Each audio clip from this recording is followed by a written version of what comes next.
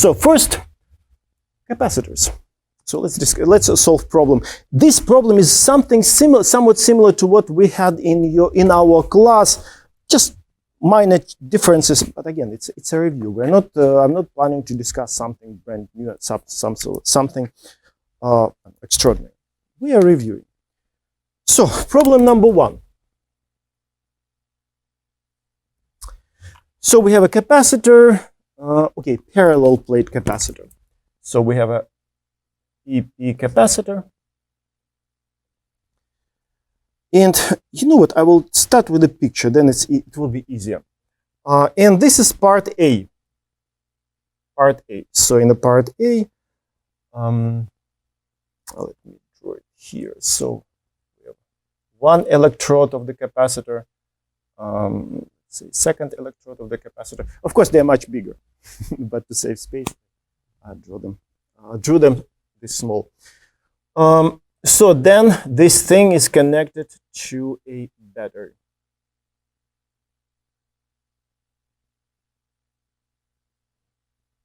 Battery potential difference is given, delta V. Okay, maybe I will start writing over here. So it's this information belongs to both parts A and B. Let me write it at the very top. So delta V, battery 12 volts. And cross-sectional, not the cross-sectional area, sorry, area of the plates. Area of the plates, let's say, A, is also given. So area is 25 square centimeters. Most likely, what would we have to do with that area? Convert to meters. Convert to meters. Let's do it immediately, right? So that it would be out of our way. So essentially, it will be 25 times 10 to the power of negative 4 square meters. In 1 centimeter, we have 100 in 1 meter, 100 centimeters. So it's a 10 to the power of minus 2, and then another 10 to the power of minus 2. It will be 10 to the power of minus 4. Great. So, and in part A, let me write it here. So in part A, the spacing between the plates, D1, and that is 2 millimeters. Okay? Yeah. So that's part A. And what's the question? We need to find the amount of charge. We need to find, let me call it Q1, the charge in this capacitor.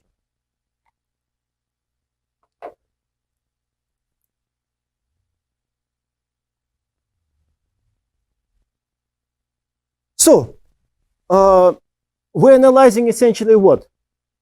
Capacitor. You remember that circuit trinity, which I keep reminding you, right? So, resistor, capacitor, and then inductor. Every time you need to analyze 3 parameters over and over again. So, R, in this case, resistance, current, and the potential difference, Ri delta V, right? So, let's do. And let me start with potential difference. Delta V1. So potential difference across this capacitor. And of course, potential difference will be equal to what? Equal to the potential difference created by the battery. And you remember the logic, the physics behind this. So we connect this capacitor to the battery. And of course, this battery starts charging the capacitor, right? If we assume that we wait for, I don't know, second, 2 seconds, whatever amount of time is needed until this capacitor gets full. So at that moment, electrons will stop running. So then, what can you say about this part of the circuit? You remember we had this discussion in the class.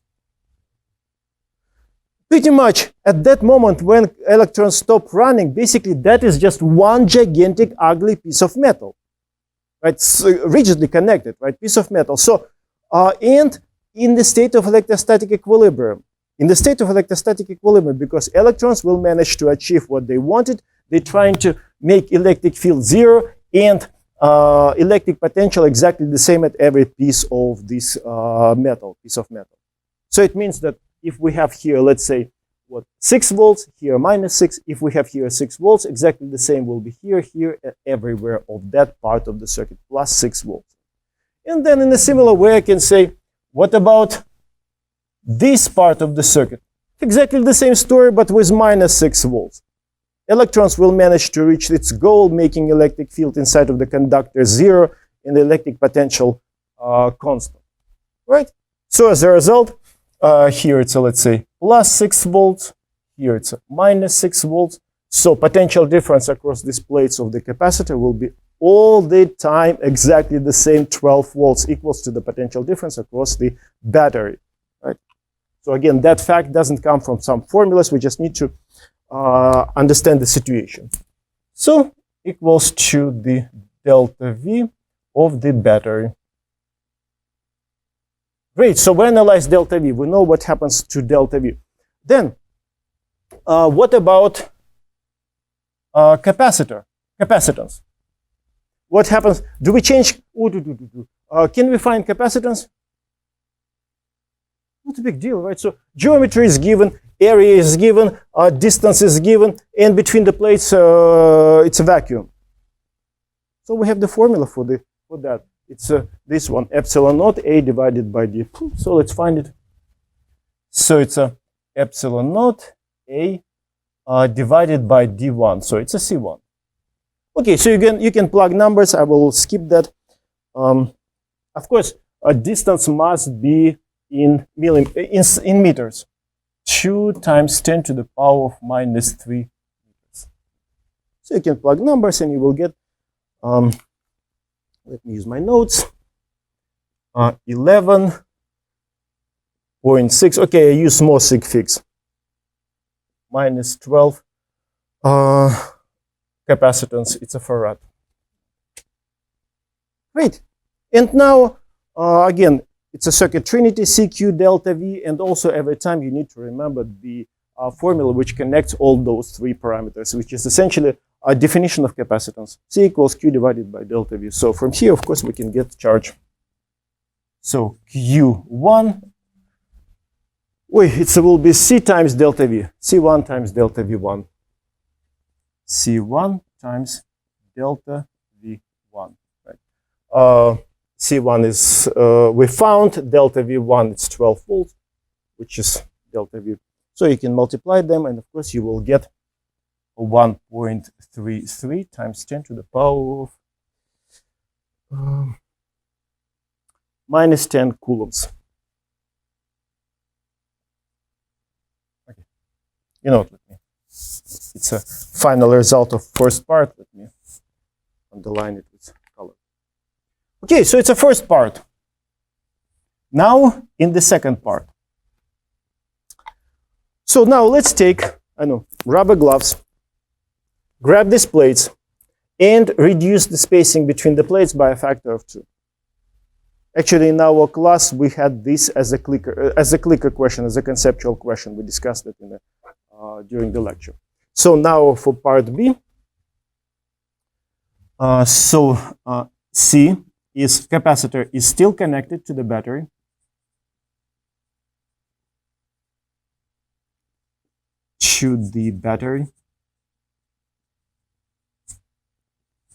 But we reduce the spacing. So D2 will be equal to D1 divided by 2. So let's just reduce the spacing. So now essentially picture will be something like this. So we have one electrode, second electrode, and still connected to the same battery. So still the same delta V, area, cross-sectional area A, but now the distance is D2. So now in the same question, let's find the charge.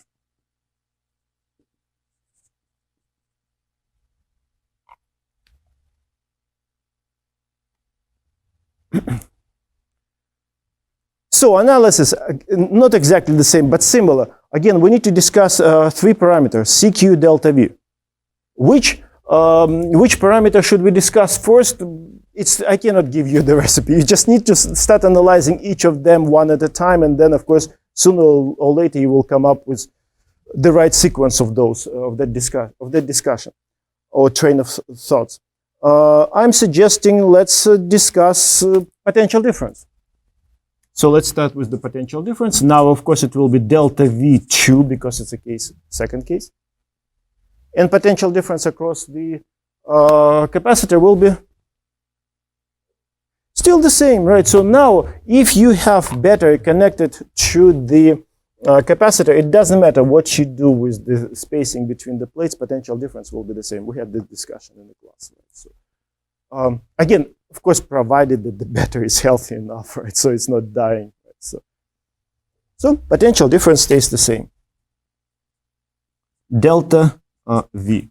And so now, will we change capacitance? Because we changed geometry. We change geometry immediately, it means that capacitance will be different. Right? So it will be C2 equals to epsilon naught A divided by D2. Area still the same. We didn't change the area of the plate, but we reduced, reduced DT. D2. Of course, you can start plugging numbers. Essentially, numbers are given, but I'm lazy. I don't want to do that. I'm going to recycle results which we got in part A. So I'm going to do this. Since D2 it's half of D1, I can write it like this. It means that 2 will go upstairs.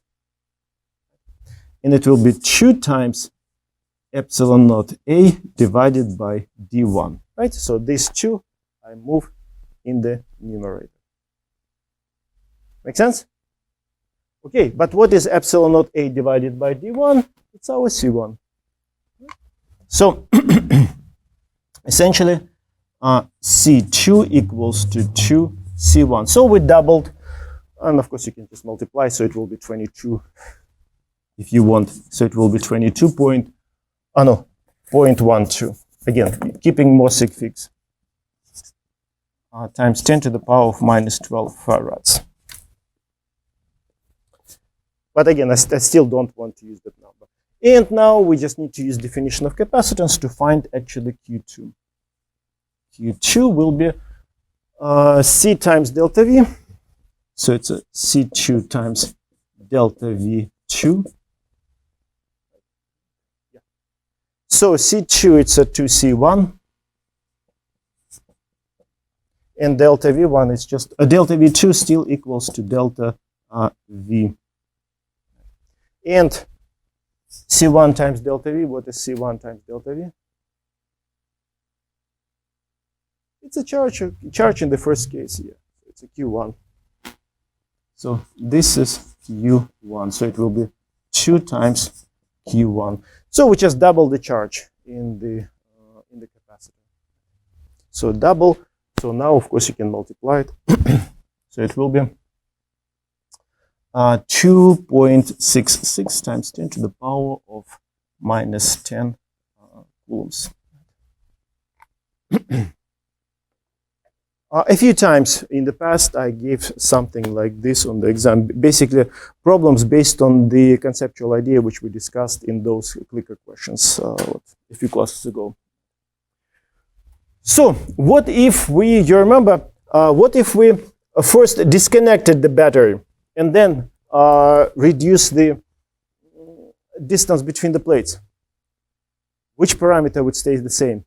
If we first charge the capacitor, disconnect the battery, and then reduce the distance between the plates, which parameter would stay the same? If you change the distance between the plates, you change geometry. Capacitance will be definitely different, because you remember what's the major feature of that formula, epsilon naught A divided by D? It depends only on the geometry. If you change geometry, capacitance will be definitely different.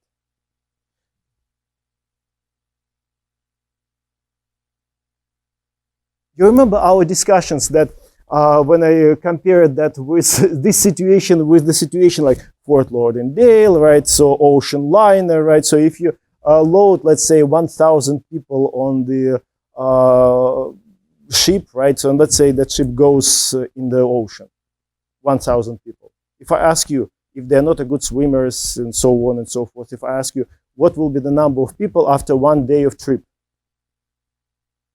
1,000, of course the same, they will be still there. Why? Because they're trapped.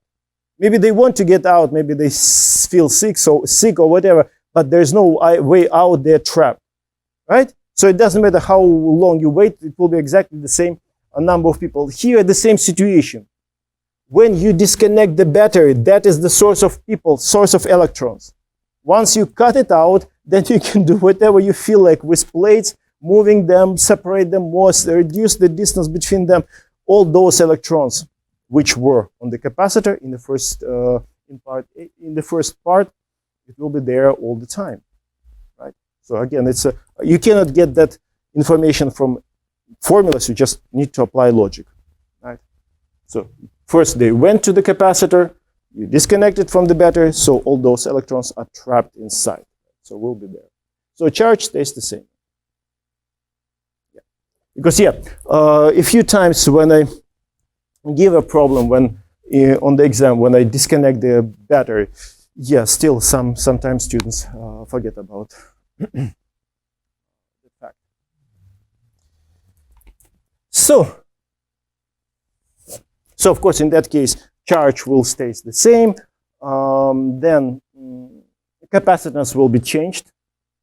And then, of course, you can apply that formula again, C equals Q delta V. You can get information about what happens to the potential difference. Charge stays the same. Capacitance will be still doubled, like here. Yeah, doubled. So it means that if capacitance doubled, this stays the same. The potential difference must go down by a factor of 2. Okay, so just to refresh how to play with these two formulas, this and that. Good? Mm-hmm. Good? Okay, great. So next, again, we had something like this, and in your homework you had. So just to review. So now let's talk about current, a couple of conceptual questions, and then one simple problem. Or maybe now let me first solve the problem and then conceptual questions.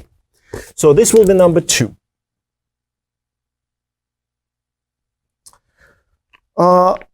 Poor lab situation, which doesn't have much funding, right? So let's imagine that you found somewhere in the lab some piece of wire. You want to use it. But you want to know what's it made of, material. So how can you do that? Of course, you can use some physics 1 idea, and through the density, measuring mass and volume, you can get that information. But let's try to apply electric version of material identification. So where in our formulas do we have information about the material? Resistivity. This rho, resistivity. You remember we introduced that parameter in order to include information about the material in the resistance. Again, some researchers prefer to use conductivity, like in the world of semiconducting physics, right? Semiconductors. But in the world of electronics, we usually use resistivity. Yeah. So it means that we just need to, for example, take that piece of wire, measure the length, measure the diameter or radius or cross-sectional area, right? Then take some battery or power supply, apply potential difference, measure the current, and using that information, we should be able to get resistivity playing basically with this and that formula. So let's just solve it. So that's essentially the problem. Let's identify the material. So we have a cylindrical wire.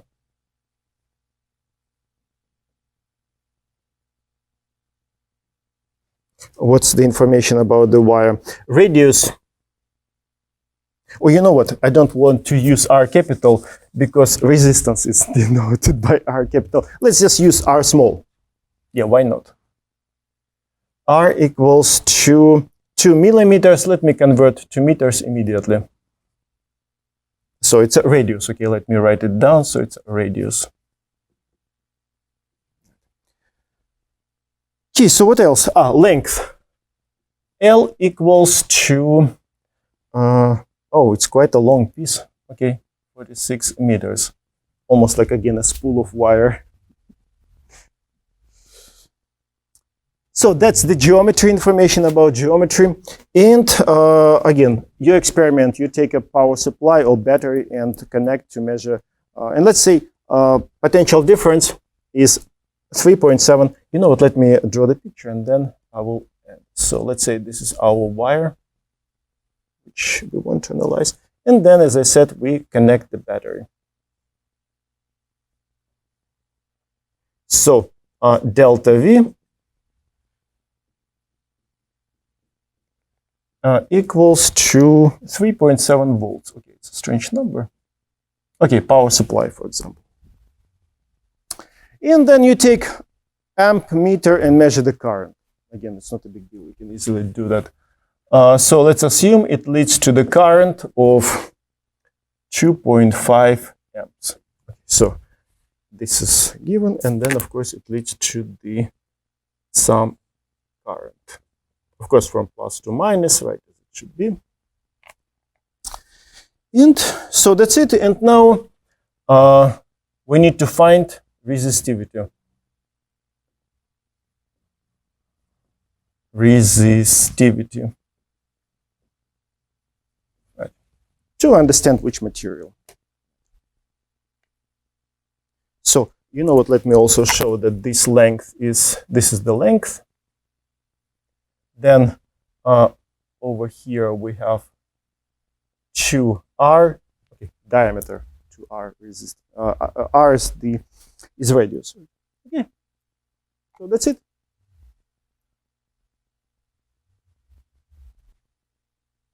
So first, done. Can we find the resistance?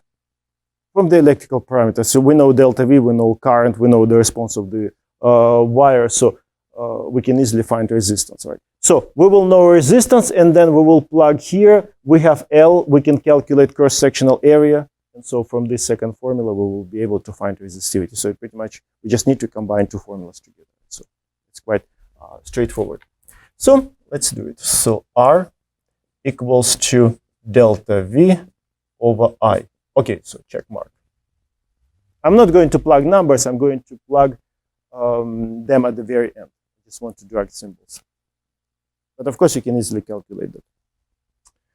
And so now resistance also can be found. It's a resistivity times length of the conductor divided by the cross-sectional area. So it means that I can move it here and write that it's as delta V divided by I. Right? So I'm just now combining the formulas. And essentially now, this is essentially given. This is, yeah, we can easily find delta V given, delta V given. So we can find resistivity immediately out of this. So you will get rho equals delta V times A divided by IL. In cross-sectional area, it's a circular, cylindrical wire, so it's a pi r squared, small r. So it's a pi r small squared times delta V divided by current times length. Essentially, that's it.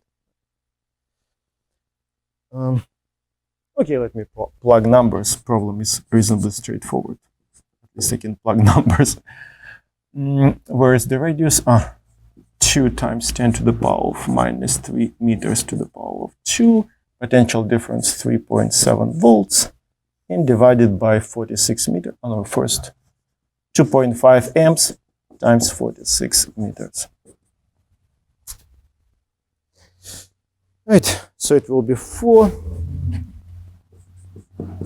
times 10 to the power, okay, it doesn't look like 4. Let me rewrite it. 4 times 10 to the power of minus 7 ohms times meters. I didn't look at the table from the textbook, but I think it's somewhat closer to gold. I think in one of the problems we had gold, and it was something like 4.4. It's something in that area. And then, so look at the table and find which material closest to this number. And usually on this second midterm exam, most of the students don't have any significant troubles with Ohm's law and that formula for the resistance. Students do reasonably well. So I don't think that you have any troubles with that. Straightforward. Okay, so now conceptual questions.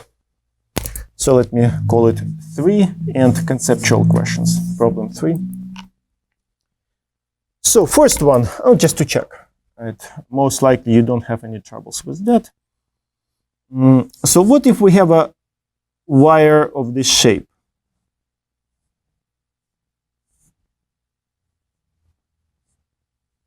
Right. It's a conductor. Right? And current flows, let's say I. And we have this section number 1. This section number 1. Then we have section number 2 and section number 3. What can you say about the currents in section 1, 2, and 3? Are they different? They're the same. It's conservation of conservation of current without a junction points. Since there is no junction points, it doesn't matter where you measure current, here, or there. Right? It doesn't matter what's the cross-sectional area. Current is going to be the same. Good. Yeah, usually at this time, students have no troubles with that concept. Conservation of current. But what about current density?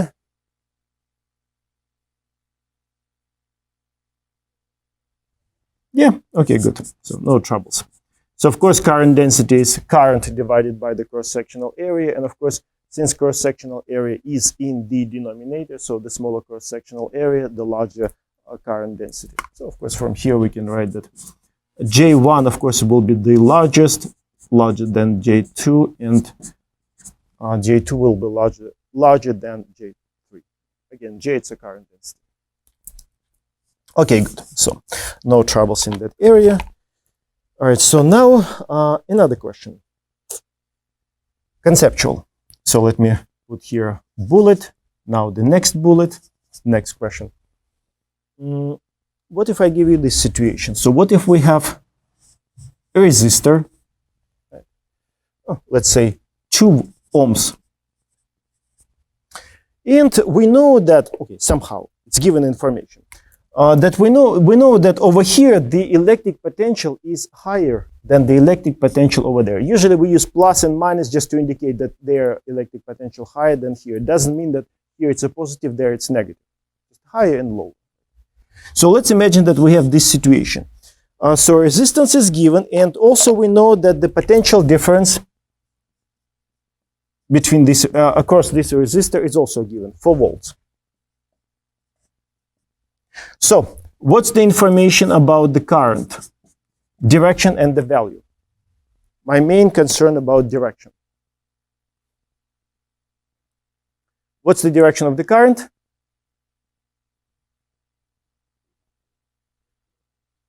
High to low, high to low. Yeah, good. So yeah, high to low. So it means that direction of the current, of course, from plus to minus, high to low. So it means that direction of the current is this way, I. And of course, the value, of course, I know the value is not a big deal. So delta V divided by R, so it will be 2 amps. And then, of course, the value, delta V divided by R, so it will be 2 ohms. Okay, good. So not big deal. So now the next one. You know what? Probably it's more difficult to see it now because of the table. Still see it? Okay, you know what? Let me separate it like this and put the bullet over here. And this actually question from one of the exams in the past, from the second midterm exam. And since at least 30% of students made a mistake, so I decided to add that to the exam review session. Like a feedback, I see where students making mistakes, so I'm adjusting the exam review session to address this or that. So let's say we have these resistors, right? Then there is this wire. Then there is a resistor over here, and connect it like this.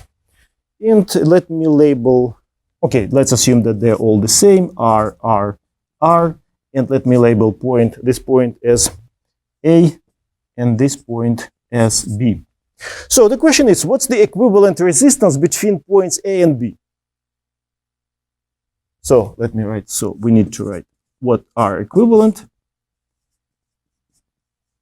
between points A and B. Again, it's usually, of course, I would give among conceptual questions, right? So, any? Huh? Okay, so you see this circuit, 3 resistors, R, R, R.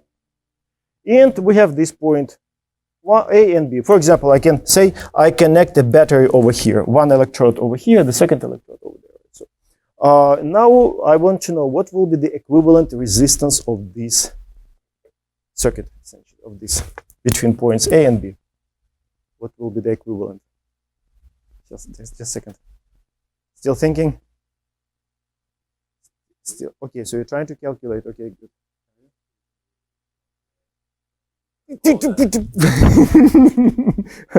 No?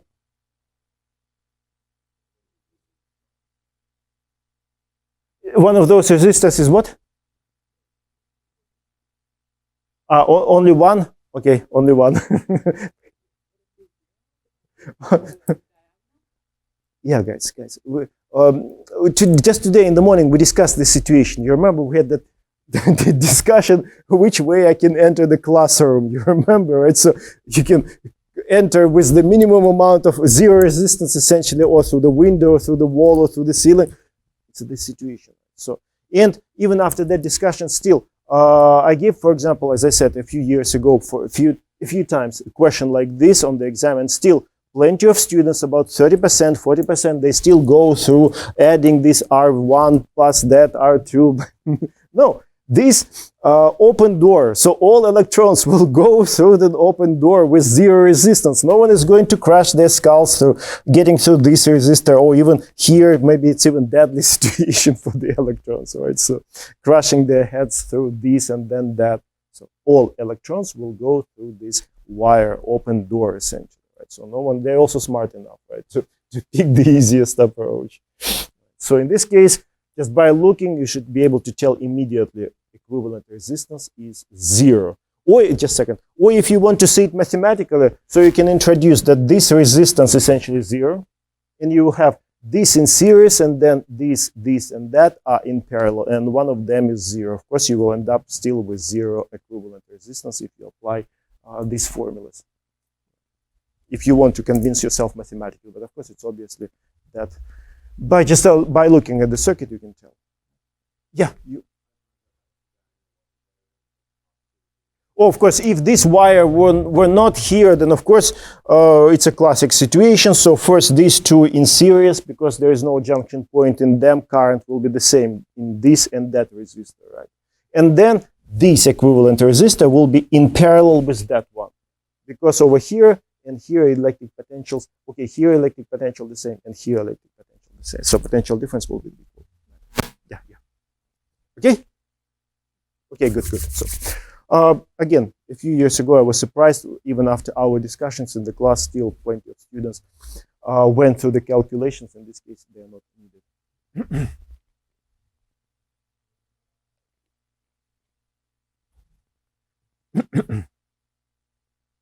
Or I think in the past, I just tried to I had another example in one of the exams, but with the capacitors. And today I forgot who asked me the question. I think it was Amanda that asked me the question about the capacitor. What if we have this situation?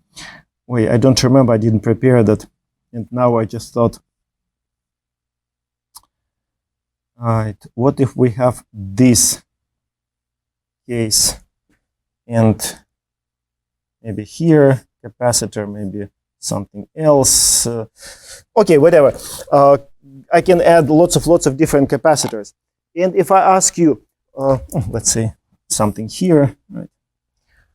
What will be the, what can you say about this capacitor? In terms of charge, for example, or potential difference across this capacitor only.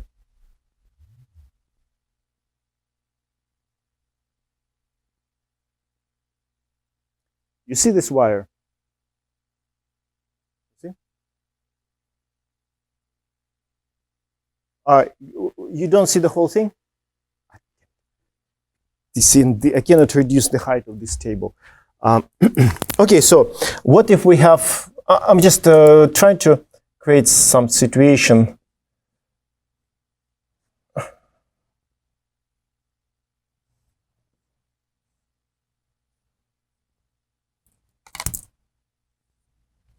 This capacitor.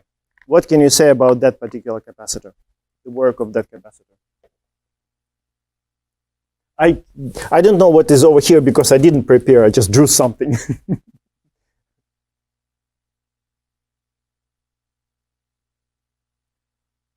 Okay, so what can you say about, for example, potential difference across these plates of the capacitor? Because they're connected to this wire. Right, you see this wire.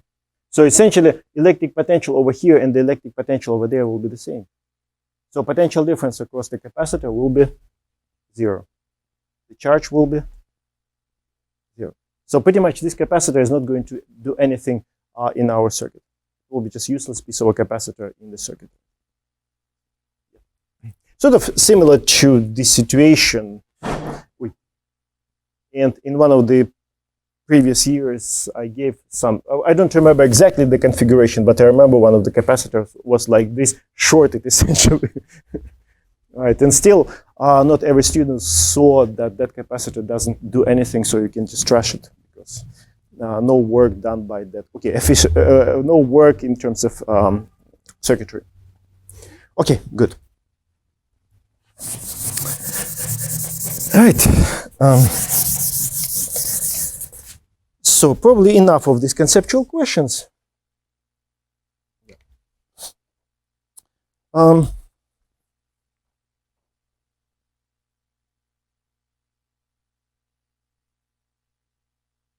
know what, I'll probably, if we still have time, I will discuss this problem. In the previous exams or exam review sessions, I used to discuss it. It's essentially about still application of this formula, but slightly more mathematical. Okay, let me skip it for now. At the end, if we still have time, if you still feel like doing it, I will solve it. Okay, so now, oh, this is nice. Right. I added just, I think, a year ago to my review session, this problem. Okay, I need to start erasing.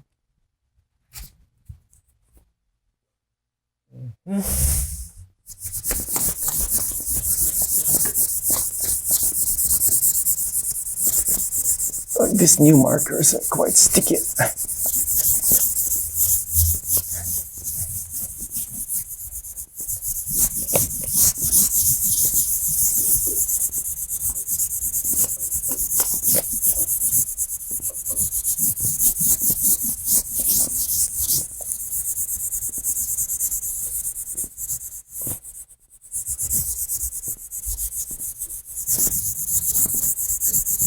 Okay, enough of space.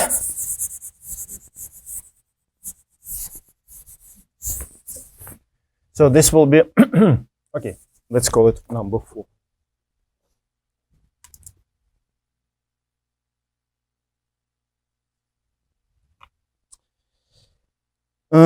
Let me start with the circuit immediately, and then I will show on the circuit what is given.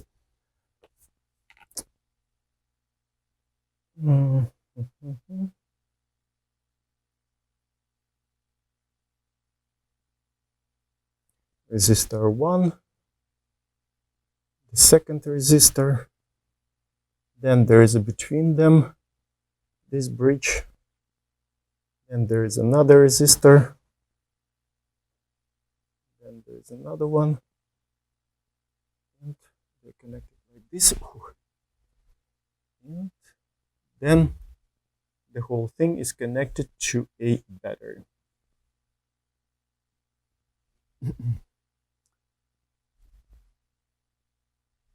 Let me now label some points, and I can give you some numbers. Resistors R1 10 ohms. I think this is R2. Yeah, this is R2 also 10 ohms. Then R3 5 ohms, and R4 also 5 ohms. And R5 is this bridge. R5 equals to 7 ohms. Now let me label some points. Will be useful. Let's say this is point A, this is point B, and let's say point C and D. Okay, it will be useful. And potential difference is also given of the battery. 6 volts. Oi, you know what? Since in the morning we introduced EMF, electromotive force, let's start using that. Right. So it sounds fancier. EMF equals to 6 volts. Of course, EMF is just a potential difference over an ideal battery. So this is the configuration, and we need to find equivalent resistance between points A and B, essentially equivalent resistance of this circuit.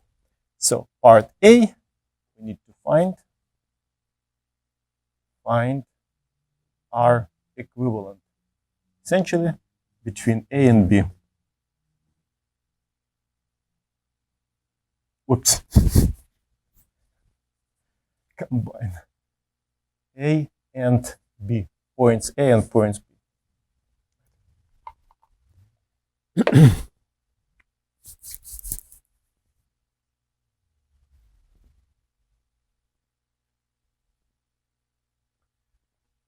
So, any candidates? Are there any resistors connected either in series or in parallel?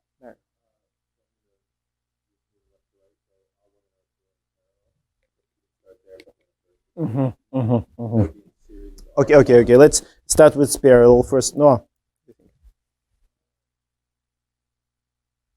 He decided to claim that R1 and R2 are in parallel, and that is first step.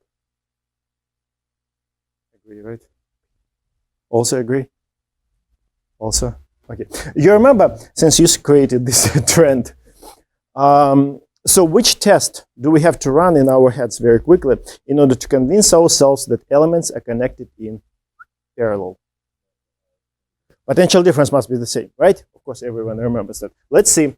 And, okay, strictly speaking, right? So what? Electric potential at this point on this side of the resistor R1 and on this side of the resistor R2, yeah, they belong to the same piece of wire, the same piece of metal, so electric potential will be the same. Again, every time we assume that conductor wires don't have any resistance. But on this side, this electric potential and this electric potential, there is a resistor, which might give you voltage drop, strictly speaking, right? Which can give us troubles, feels like. So then, strictly speaking, by looking at this side, it doesn't look like this and this are in parallel.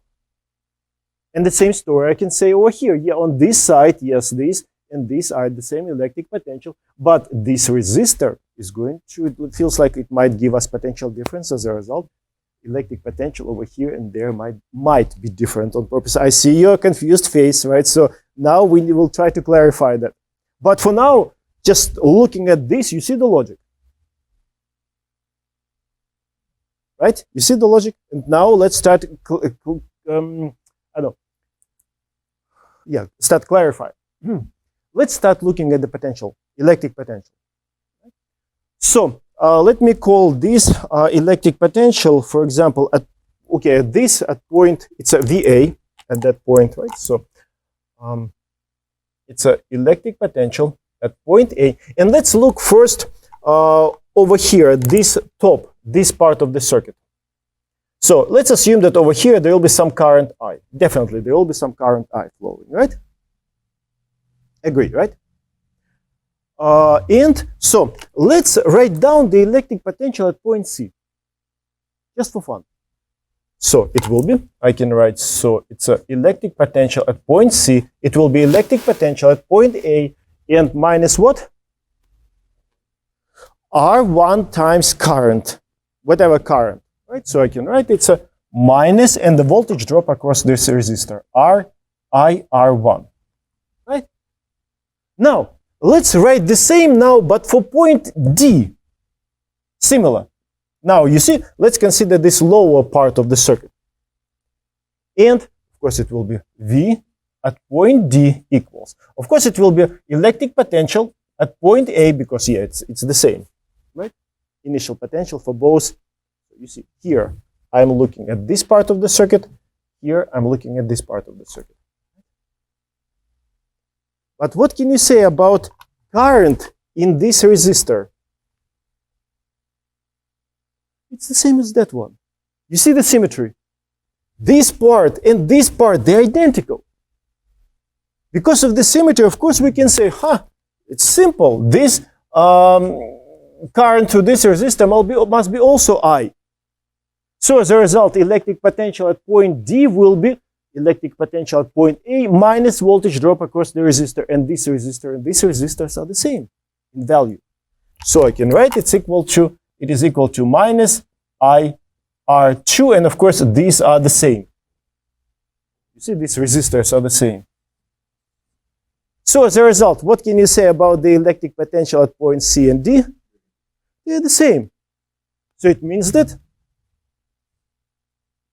electric potential at point C equals to the electric potential at point D. Great. So now as a result, what happens? What can you say about the current through resistor 5?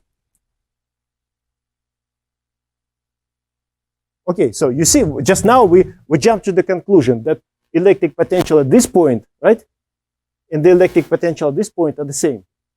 You don't need any formulas in order to answer this question, right? So if electric potential here and here are the same, then what can we say about the current flowing through the resistor R5? 0. There's no electric potential. There's no potential difference. If there's no potential difference, current will be 0. There's no reason for electrons to travel anywhere. If electric potential is the same on both sides of the whatever element, in this case, resistor, there wouldn't be any current. Yeah. So now, agree. So now current will be 0. So it means, what can we do with the resistor R5? It's like appendix. We can extract it and trash it, right? It doesn't do anything in this in this circuit. So this resistor R5 can be removed and it's not going to change the work of the circuit. The circuit will still works in exactly the same way. So there is no current through R5. Okay, on purpose I misspelled through to write less. Through R5. So R5 can be trashed. So R5 can be removed. It doesn't do anything. Okay, so now as a result, I can redraw the circuit very quickly. And now that will be a trivial case after this discussion. Okay, let me just quickly redraw it.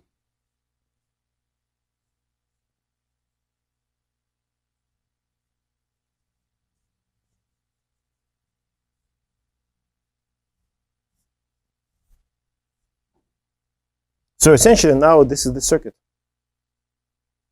Still the same, R1, R2, R1, R2, that is R3, R5, and the same battery. And now, of course, if I ask you which resistors out of this are in series or in parallel, of course, now no one should have any troubles, right? So first, R1 and R3. In series, okay, not the same. They're not the same 5 and 10, but they are in series because there's no junction point between them. So current will be the same. So these are in series. These are also in series. You see, these R2 and R4 also in series connected because current through them the same. So these guys are in series, and these guys also in series. Which way I wrote it? Okay. I will just write that R13, it's an equivalent resistance of these two. So it will be just R1 plus R2. Where is my, yeah, this series case. Current, same. So it will be R1 plus R2, 15 ohms, and R2, 4 odd, I mean, even guys, right? So even numbers. It will be the same. R2 plus R4 equals to also 15 ohms. And this, of course, are in parallel to each other.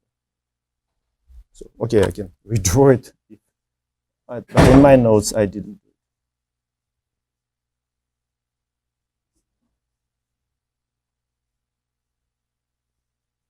it. So this is R13, and this is R24. They're obviously in parallel, right? So now it's a 1 over final R equivalent equals to 1 over R13 plus 1 over R24. No troubles right now with this parallel and series. It's straightforward. After we removed resistor R5. So I can write that this is 1 over 15 plus 1 over 15. So it's a 2/15. But it's a reciprocal, so now we need to flip. That's where sometimes students make silly mistakes. So now our equivalent will be 15th over 2 ohms. Don't forget, of course, units, about units every time.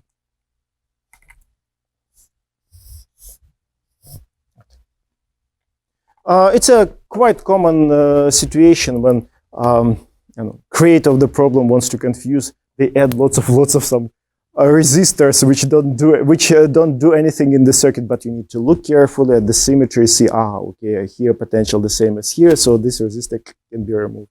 This resistance can be removed. Once you do it, the rest of the circuit becomes trivial, essentially. Actually, in part B, it also asked for the current. Okay, finding the current potential differences given, equivalent resistance we found, so just divide by them, of course. Divide them and you will get the current. You know what, let me write over here that part B. But essentially now it's trivial.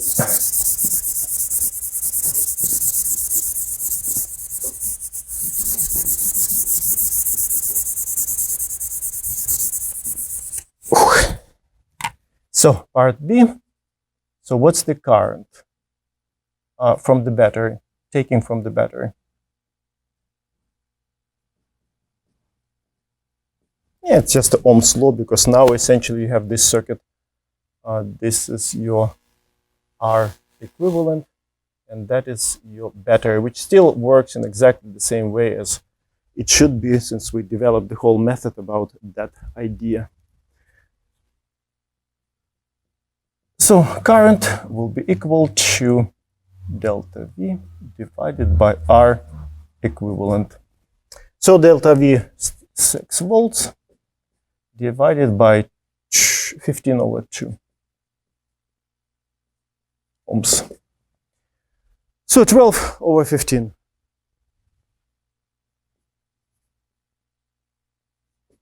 Right, so we found current, so it's amps.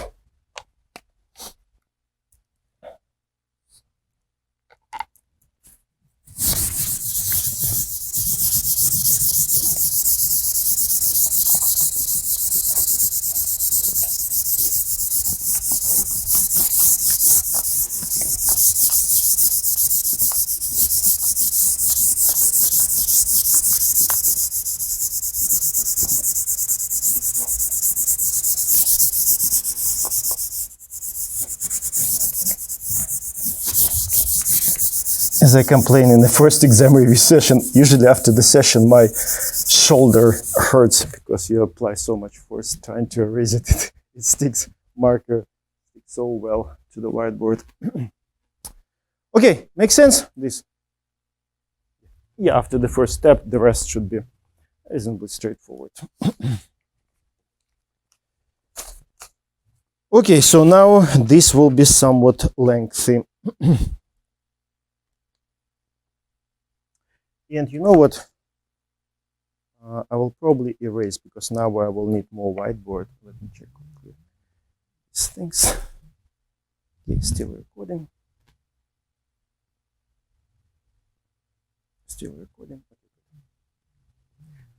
Because now it will be a method of an equivalent resistance applied in a full, in a full swing, right? So in a full mode. So there will be lots of calculations, but the whole problem is still very similar to the one which we had in the class. Just again, it's done, right?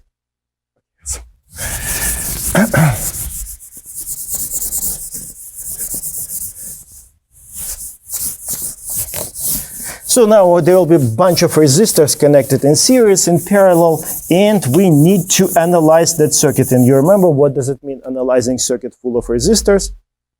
You need to know R, I, delta V of each of those resistors. R1, usually resistances are given, you build your circuit, so it means you need to find currents, you need to find potential differences across each of those resistors.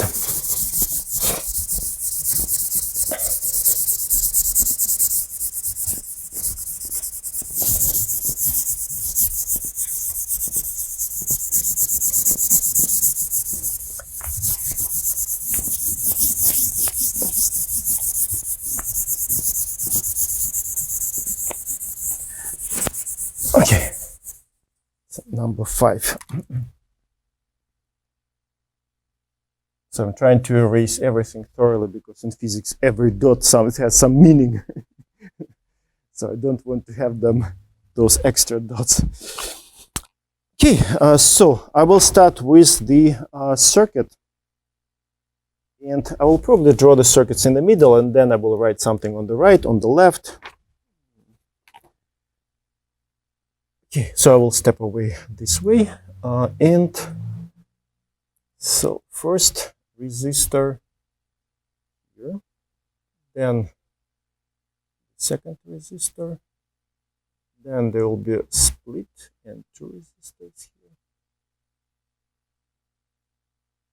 Then I will connect them like this, and let's connect the battery. So that's the that's the full circuit. Let me give values. So battery delta V 24 volts. Then R1 6 ohms. I just don't have space to write, but of course you understand ohms. So it's R1. Then R2 12 ohms, then R3 4 ohms, and then don't laugh, but this is R5. I skipped R4 a few years ago when I was creating this problem, right? So before the exam review session, I somehow miscounted. I don't remember how. And right. So I decided to keep off. Why not? So R5, 2 ohms. Right, 2 ohms. Okay, so that's the electrical configuration. Yeah, that's it. So we need to analyze this circuit. So it means that we need to find currents through the first, second, third, and the fifth resistor, and then potential differences across each of those resistors. Analyze circuit. And again, as I told you in the class, usually in the problems like this, yeah, there are plenty of problems. So yeah,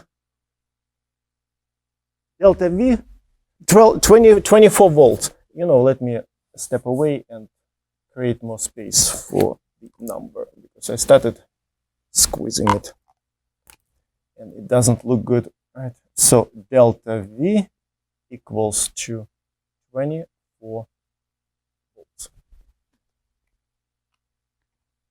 Okay, so you remember the method which we developed. First, we need to simplify this circuit to the simplest possible. One equivalent resistor instead of these four, right, across the battery. And then we can find something, and then using that something, we can find what needs to be found in the whole problem. So, let's start. Which resistors are in series or in parallel? Okay. In series, right? Again, because current is the same, there is no any junction point between them, so current here and current there will be all the time the same. Even if you change external, let's say, if you change even the battery, still current will be, of course, different, but the same in each of those resistors. So, of course, they are in series. And yeah, usually students don't have any troubles seeing that. And then what else? Yeah, R1 and R1 and 2, of course, in parallel. So let's do those steps together. Parallel. Okay, so it means that we can simplify this circuit to the next one. So it will be still the same battery. And now, instead of those two in series, it will be R35 equivalent resistor. And instead of this, it will be R12 equivalent resistor. So this will be, okay, you know what, I don't like that. Let me step away from the end of the resistor. So, still battery is the same, because the whole method was developed around that fact that we want to keep the rest of the circuit, the rest of the circuit the same. So here it will be R35, and this will be R12. Okay, so let's just find these resistors. In series, okay, it's simple. So R35 equals to R3 plus R5. It's just 6 ohms. Yeah. And then these are in parallel, so of course we need to use the reciprocals in parallel, so it's less pleasant, but still not bad. Equals to 1 over R1 plus 1 over R2. Right. So it will be 1 over 6 plus 1 over 12. So we can bring to the common denominator, multiply by 2 upstairs, downstairs. Right.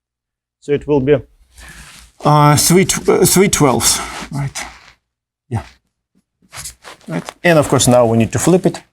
So it means that R12 will be equal to 12 over 3, which is 4 ohms. Let me check to convince myself. Yeah, 4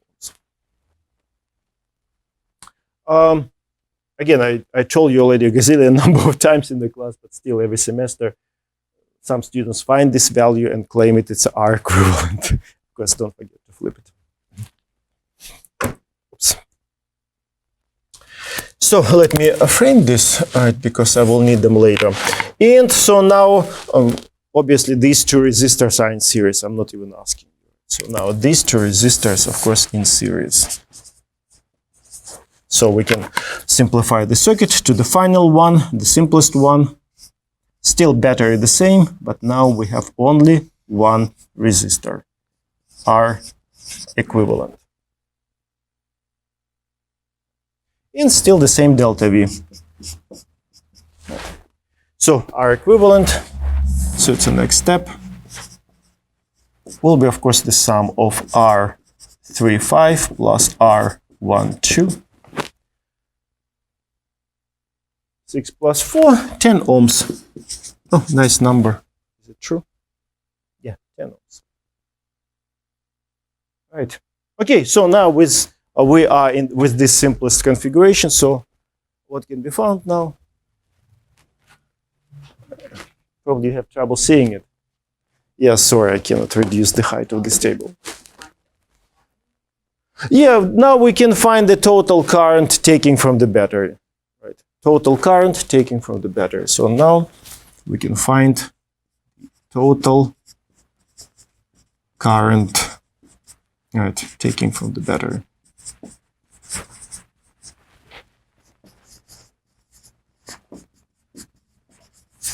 So it means that we just need to apply Ohm's law, right? I equals to delta V, which is given, divided by R equivalent, which we just found. Delta V at 24.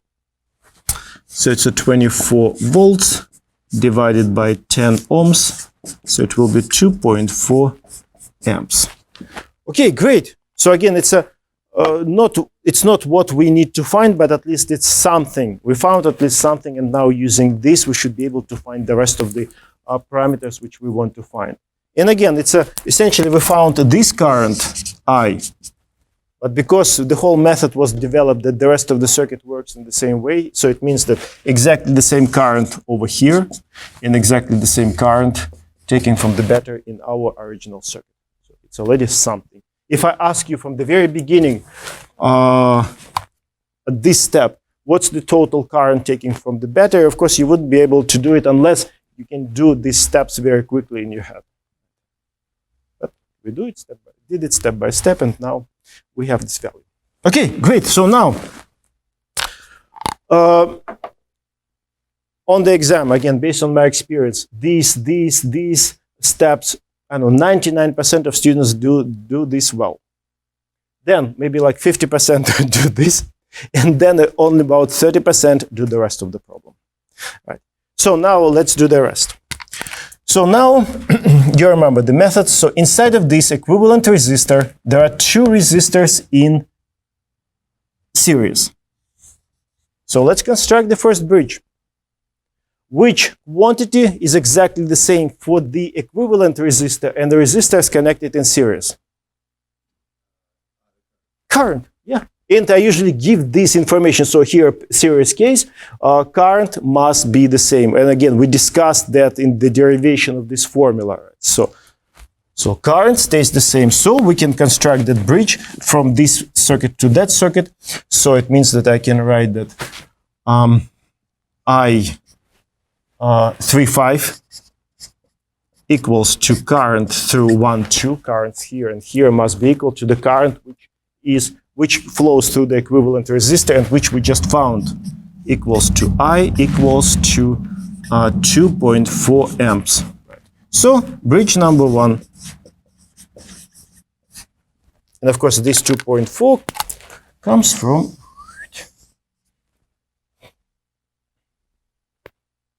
okay. So now it means that we know the current through I12 and I35, but it's not what we need. But again, it's a still necessary step for in order to find what needs to be found later. So now let's try to use this bridge. I12. We know the value of R12, so we can find potential difference. We can find potential difference. Now we're going to use the Ohm's law a lot. So let me write it somewhere in the corner. R equals to delta V over I. Right. So we know the resistance R12. We found the current. It's in the bridge. You see I12 equals 2.4. So we should be able to find the potential difference. So delta V 1, 2, potential difference across this resistor. Again, it's not what we need to find, but we still need to make that step in order to find the rest. So it's R 1, 2 times current through 1, 2. And this current comes from the bridge. So the value of R12, where it's here, 4 ohms. 4 ohms times 2.4 amps. So it will be 9.6 volts. Okay, and now we can do exactly the same with 3.5. Again, it's R3.5, which we found, there, 6 ohms, times I3.5, and of course I3.5 comes from the bridge. Right. So it's a 6 ohms times 2.4 amps. Wait, 12, and so it's a 14.4. Yeah.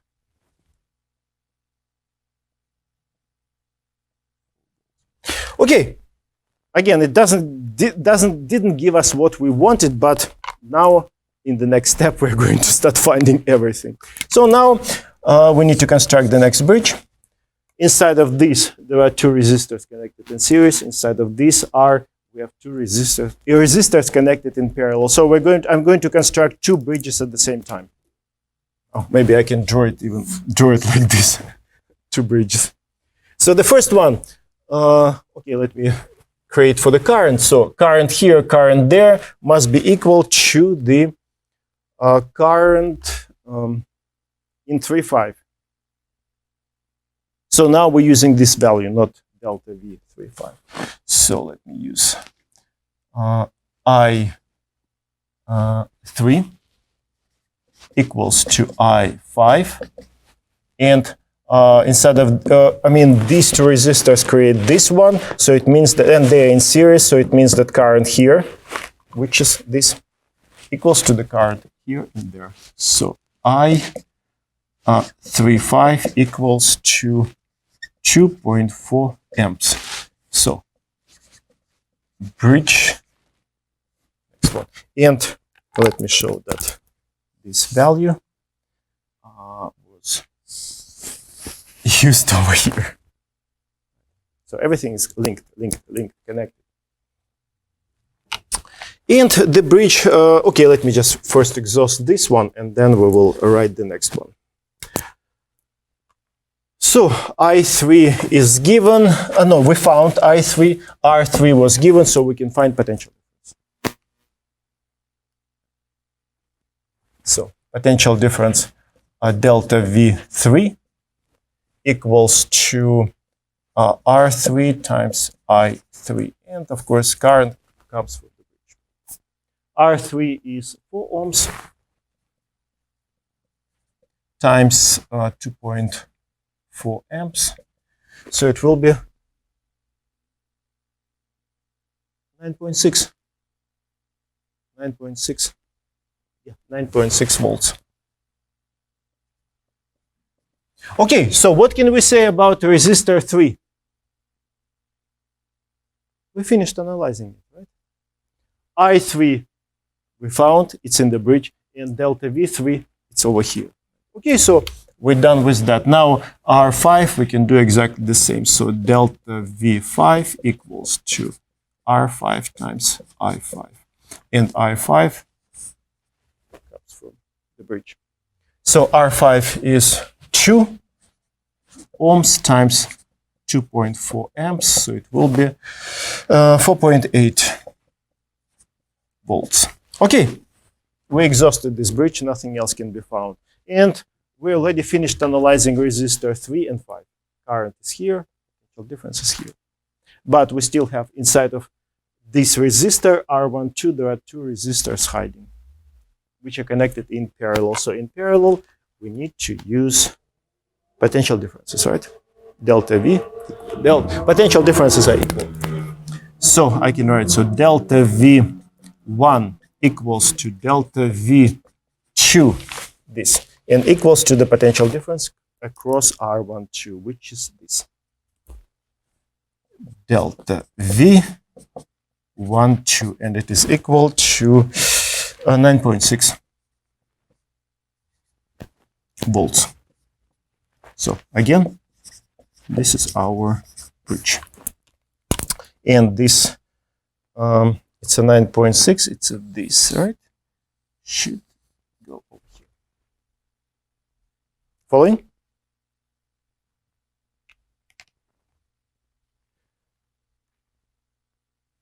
Following?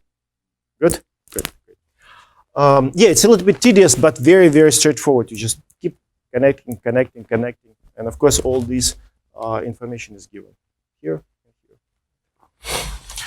So, and now potential difference is given. No, we found resistance is given, so we can find current. We can find current through the first resistor. So, I1 equals to delta V1 divided by R1. So, delta V1 comes from there. So, it's a 9.6 volts divided by R1, 6 ohms. So, it's what? 1.6 amps. Yeah, 1.6 amps. And I2 equals to delta V2 divided by R2. And delta V2 again comes from the bridge. So it's a 9.6 divided by, where is my R2? 12. 12 ohms. Okay, no way I'm not going to divide 9.6 by 12. 0.8. Yeah. Right, amps. Yeah, current. Okay, done. So now we have everything. So now I can write over here. Done. And of course, with a happy face. So now we have currents. 3, 5, 1, 2. Potential difference 3, 5, 1, 2. Yeah, everything done. Again, it's a little bit tedious. And again, most of the time, students just after finding this, they just assume that this potential difference across each resistor. That's usually the most common mistake. Of course, it doesn't make sense, right? So potential difference cannot be exactly the same. At least in this case.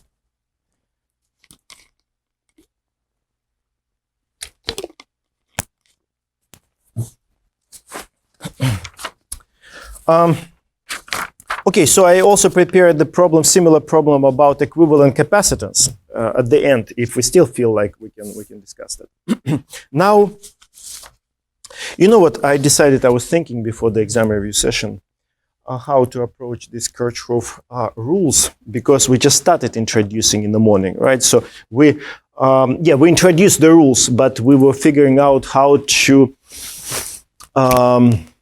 develop the process of writing these delta V's faster, right? So you know what? I decided, let me just spend maybe 10 minutes and finish our discussion. How to find delta V's. And then on Monday, I will repeat for the rest of the class, right? But here, so that for the exam review session, it will be somewhat complete. So let me spend maybe 10 minutes finishing how to analyze resistors. And then, again, on Monday, I will repeat that one more time. Okay, can I erase this? And then one problem we also solve. And again, as I promised that once we finish analyzing how to find those delta V's, then writing down the equations, it becomes very, very straightforward. But of course, you have to still be very, very careful in terms of signs, which currents you use, and so on.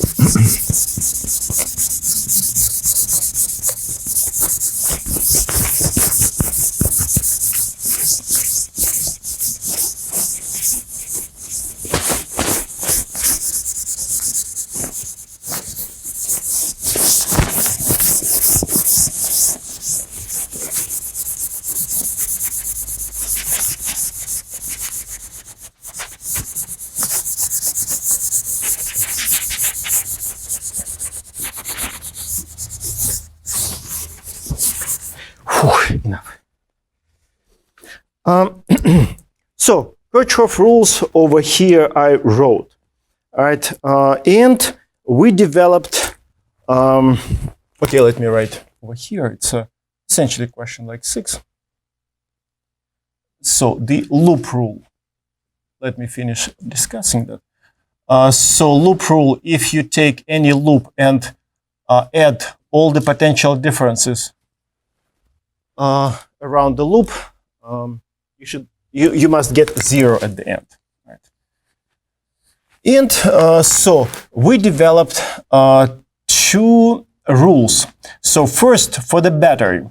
So let's say you have a battery with this polarity. So of course this is plus, this is minus. And you remember I told you, whenever you want to apply a loop rule, you need to pick, first of all, travel direction. Which direction around the loop? Clockwise, counterclockwise, it doesn't matter at all. But you need to pick a direction and follow that. What will be the difference if you, for example, change the direction, just for fun, travel direction? It's just like what will be the change in the equation? Instead of A minus B equals 0, you will get B minus A equals 0, but it's still the same equation. So that's why I'm telling you, don't sweat, just pick any direction and follow it. So, and if you pick, let's say this is your travel direction, and of course what we need to find delta V, which is all the time, it's a V final minus V initial. We need travel direction, as we discussed in the morning, in order to know which point is initial and which point is final. In this case, this is final point, and this is initial point, because we start here and we end over there when we cross the battery. Then, now obviously, because we know the properties of the battery, so this point is at higher electric potential, and of course this is at lower electric potential, because it's a negative electrode, that is a positive electrode, right? So as a result, it means that the final point is, it's a V plus minus V minus. And of course, whenever you build your circuit, you put the battery. We assume that you see the potential difference across the battery, right? You pick a certain battery, so you know that. Let's assume that EMF is given. So as a result, this difference is going to be positive. And the value of that difference is EMF. You put the battery over there. So you will get plus EMF. So now, you see we've made like 4 or 5 steps in order to come to this conclusion. So now we need to create one mnemonic rule which can be used to write down that plus EMF immediately with one step. The rule is, if you travel from minus to plus, contribution is positive. And of course, it's easier to see with the battery. It's much easier to analyze. So it's a rule number 1. Then rule number 2 about the battery, of course, you can easily now guess. So plus minus. And now what if you travel this way from plus to minus? This is now your, okay, let me use still blue. This is our initial point. This is our final point. So now delta V. It's a V final minus V initial. Now, initial point is at higher electric potential, V plus, and this is at lower electric potential. So final is V minus, and initial is V plus. Now, of course, the difference will be negative, right? Because you see now you subtract larger number from smaller number. Of course, the difference will be negative. And again, the absolute value of that difference is EMF. Minus EMF. So that's where we stopped in the class. Now let's quickly discuss resistors. So now rule number 3, resistors. So let's assume that we have this resistor. Let's say R. And again, every time we will pick a travel direction. Let's assume in this case, travel direction is this. Again, it gives us initial and the final point, so like there. So it means that this point will be a final point, and this will be our initial point. Now, if I ask you, you remember over here, we started after this point, we started analyzing where is electric potential higher and where is the electric potential lower. Now, if I ask you, where do we have higher electric potential and where do we have lower electric potential.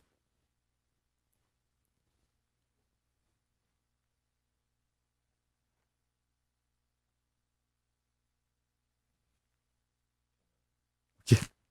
You have it higher before the resistor. Based on what? Logic, reason? Yeah, logic.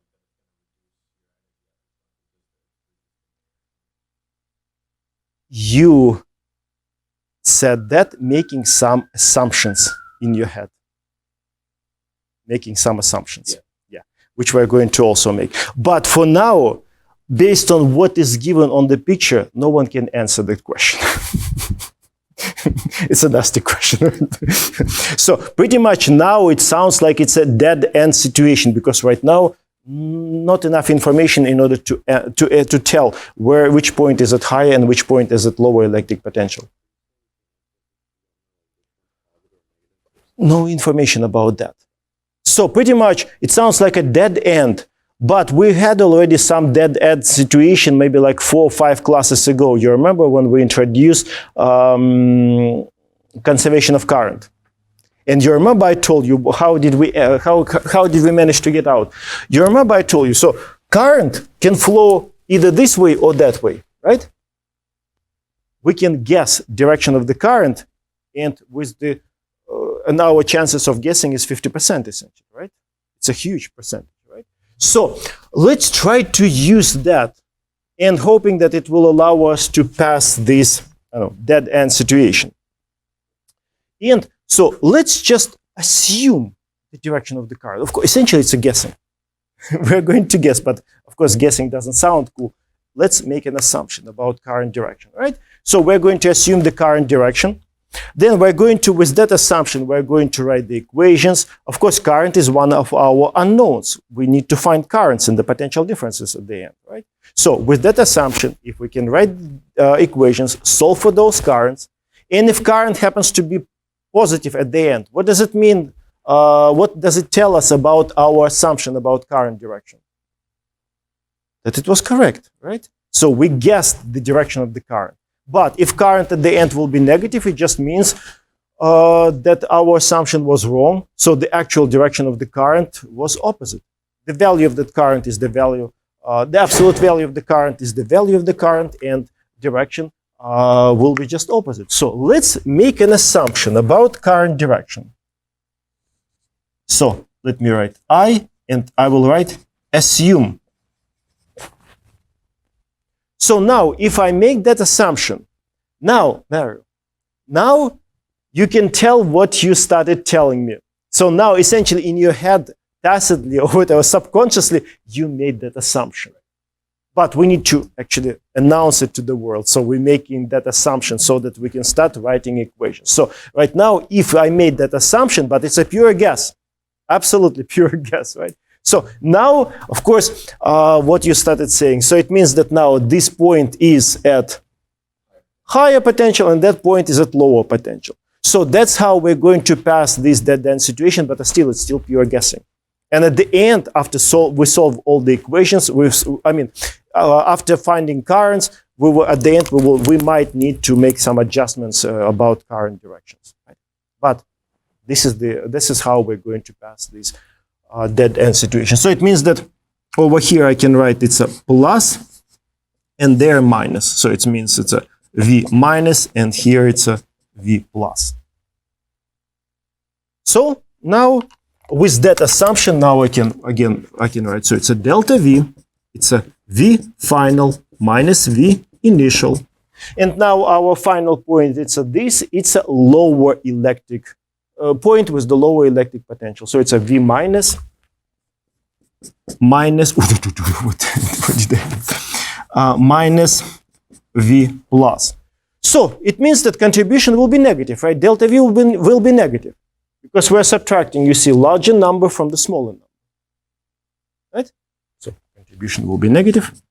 And what will be the structure of that contribution? What will be the magnitude of that contribution?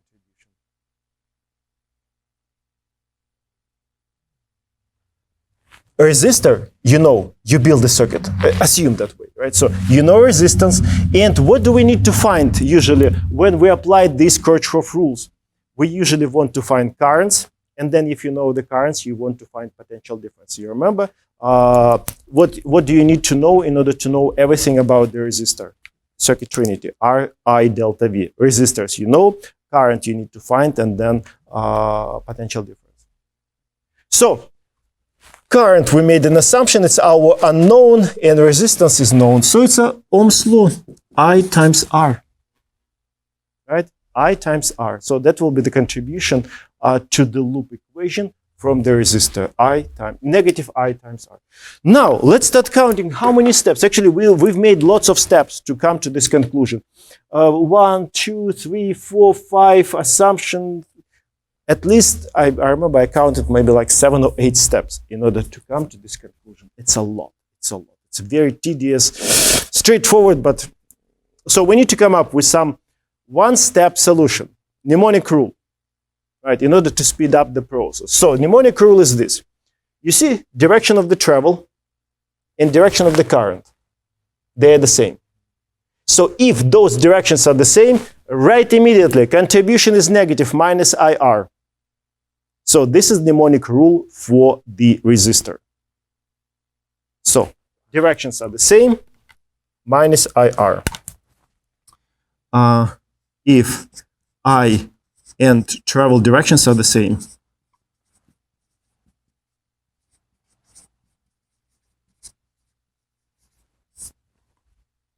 so rule number 3, we're going to again look at the examples, and if you see if travel directions and current directions through the resistor are the same, immediately minus IR. One step, now our solution. Okay, and now the last situation, and now you can easily guess what will be the last.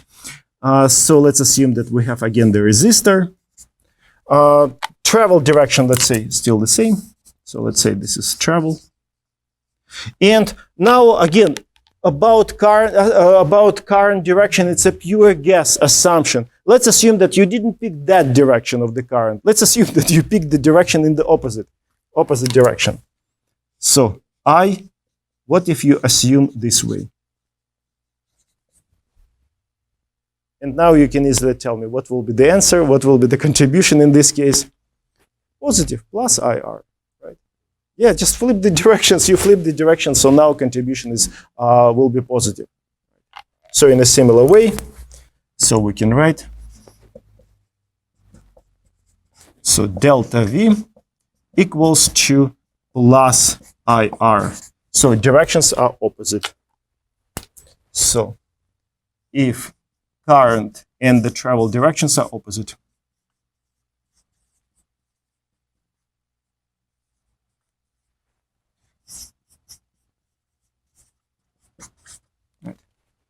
okay, so these are 4 mnemonic rules which we need to remember. Again, as I said to you, as told you in the beginning, in the morning for a long day, you might hate these rules, but again, you can apply this logic and analyze each element in your multi-circuit, multi-loop circuits, and after 2 or 3 examples, you will start hating everything because it's so tedious, so straightforward, so boring. So sooner or later, you will start developing your own mnemonic rules. And they will be somewhat similar, maybe slightly different, but still somewhat similar. So either use them, these, or develop your own. So it's a, yeah. If current and travel direction, DIR, yeah. Directions are opposite. Directions are opposite. So now, if you remember this rule, the process of writing equations becomes so straightforward. Right? So now we will look at the examples. So I think I mentioned everything. It's essentially which I will again repeat on Monday. Right. Yes, I remember I wanted to mention something else. Look, I remember in the past even one good student was at the very beginning making mistake. When you analyze a battery, you just need to know only the travel direction. You don't need to look at the current direction. But for the resistor, yes, you need to look at both directions. Because I remember one student, as I said, even the good one, she use the current direction to analyze the situation with the battery, no, travel directions. You need to use in order to see what happens with the potential difference across the battery. And you see, even in our analysis, in order to analyze the resistor, we had to jump into analysis of the currents, just guessing the direction of the current. So, okay, so now let me look at this problem.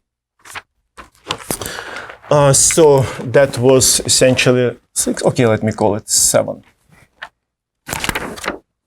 So that was preparation, and now, okay, I will draw the circuit first. Just trying to estimate the space. All right, amount of space. So this is the first resistor, then the second resistor. Then over here there is some kind of a bridge between these. Then there will be another one. Then over here, let me introduce a battery. Oh no, over here there is another battery. Sorry. Yeah. And over here there will be a battery with which polarity? The same. This, and then a resistor. Okay, so this is the circuit, and now let me label them. So this will be EMF 1, electromotive for potential difference of the first battery. Then this will be EMF 2, this EMF 3, then resistors R1, R2, this will be 3, this will be 4, and 5. Whew. Now let me give you numbers, because I took this problem, I think, from the Holiday and Resnick book. So EMF equals to 3 volts, okay, 3.0. Then EMF 2 and 3 are the same, 6 volts. And then resistors. All but 5, they're all the same. R1 equals to R2 equals to R3 equals to R4 equals to 2 ohms. And R5, the rebel 4 ohms. Different. Okay, that's it. So we need to, again, analyze this circuit. Again, analyze this circuit which is full of resistors. It means that we need to find all potential differences and all currents. Again, circuit trinity, Ri delta V of about each of these resistors. Resistances are all given, so we have only delta V and currents left to find. So find. You know what? Let me write down what needs to be found in a few minutes, because first we need to introduce those unknowns, because right now, and we need to introduce them properly. So right now, so I will leave what needs to be found later, right? So, first question, you remember now we have 2 approaches which can be used to analyze resistors. Method of an equivalent resistance and Kirchhoff rules. Are there any resistors which are connected in series or in parallel out of these 5? Are there any of those which are connected in series or in parallel? R1 and R4, are they in series? Are they in parallel? What do we have to check? Potential difference the same. Let's start looking.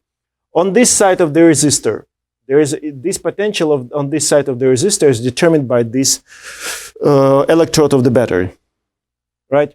But on this side of this resistor, and it's a positive electrode, the electric potential is determined by the negative electrode of the battery. So electric potential here and there are going to be different. You see, over here, let's say it's a what? It's a 3 volts. So here it's a plus 1.5 volts, here it's a minus 1.5 volts. So potential is different. Here it's a plus 1.5 volts up to this point. here, from this point all the way to this point of the resistor, it's a minus 1.5 volts. So electric potential here and the electric potential are different. Then on this side, there is a resistor which is going to give a voltage drop. Plus there is a battery which is going to get contribute more additional potential difference. So this guy and these guys are not in parallel at all. Graphically, yes, but who cares? We're not in the art school. So of course, these and these are not in parallel. These and these are not in series. Why? Because there's a junction point. If here we have a current 1, then of course this current will be split. Some of this will go this way, some of that will go that way. So there's a split in current, so currents are not going to be the same. Then the same story with this and this. They are not in parallel. Actually, they are. No. They're not in parallel. And of course, not in series. So it's a pretty much the case where we cannot actually. Yeah, this and this, they're in series. Okay, so I lied. So this and this are in series. So of course, we can simplify that, but it's not going to give us much of a simplification. Right?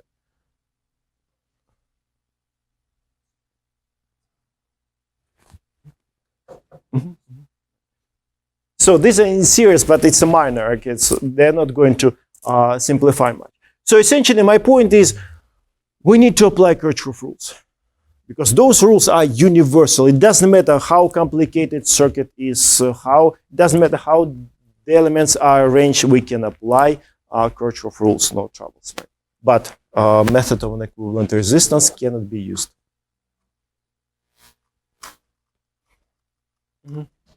Right? So, Kirchhoff rules must be used. All right.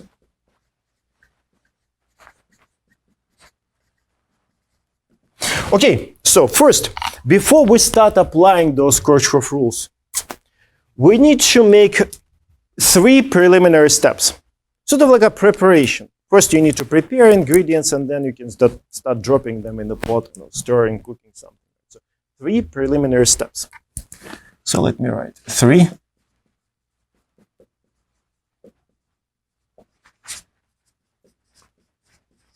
And then after discussions of these steps, then process of writing equations will be faster. So the first step, we need to identify junction points because everything will be around junction points. So first step, identify junction points. How many of those do we have in our circuit? 2. Yeah. I saw heard in the past some students at the very beginning, they also thought that these corners are junction points. No, corners are not junction points. Corners are as good as any other points over here. Right? So we have to create corners in order to create loops, right? So, but they're not junction points. There are only 2 junction points, this and that. Let's label them. So this point, let me call A, and this junction point B. So A and B. So we have 2 junction points. Great. So now, you remember what's so special about junction points? Currents can be merged, current can be split. Between junction points, what happens to the currents? Stays the same. Between because there are no junction points between junction points. So it means that, look, what can you say about this part of the circuit between point A and point B? You see, there are no any junction points, additional junction points, right? So it means that current between this point and this point in this part of the circuit must be the same.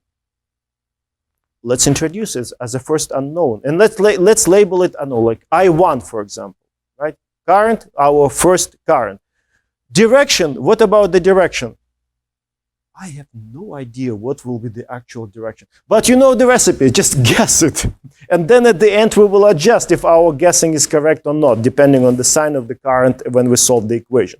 So right now, don't sweat, don't think, and don't tell anyone that I told you don't think. But in this case, actually, it's true. Because what is actually happening? Look, this battery is trying to drive its own current from plus to minus through this loop, through that loop.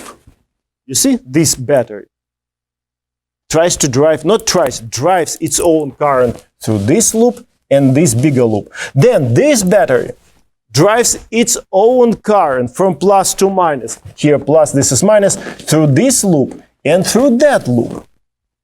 Then at the same time, this battery, of course, also has potential difference. It will drive its own current from plus to minus through this loop and that loop. So you see, we have like 8 currents fighting with each other in different parts of the loop. I would never dare to guess what would be the actual direction of the current.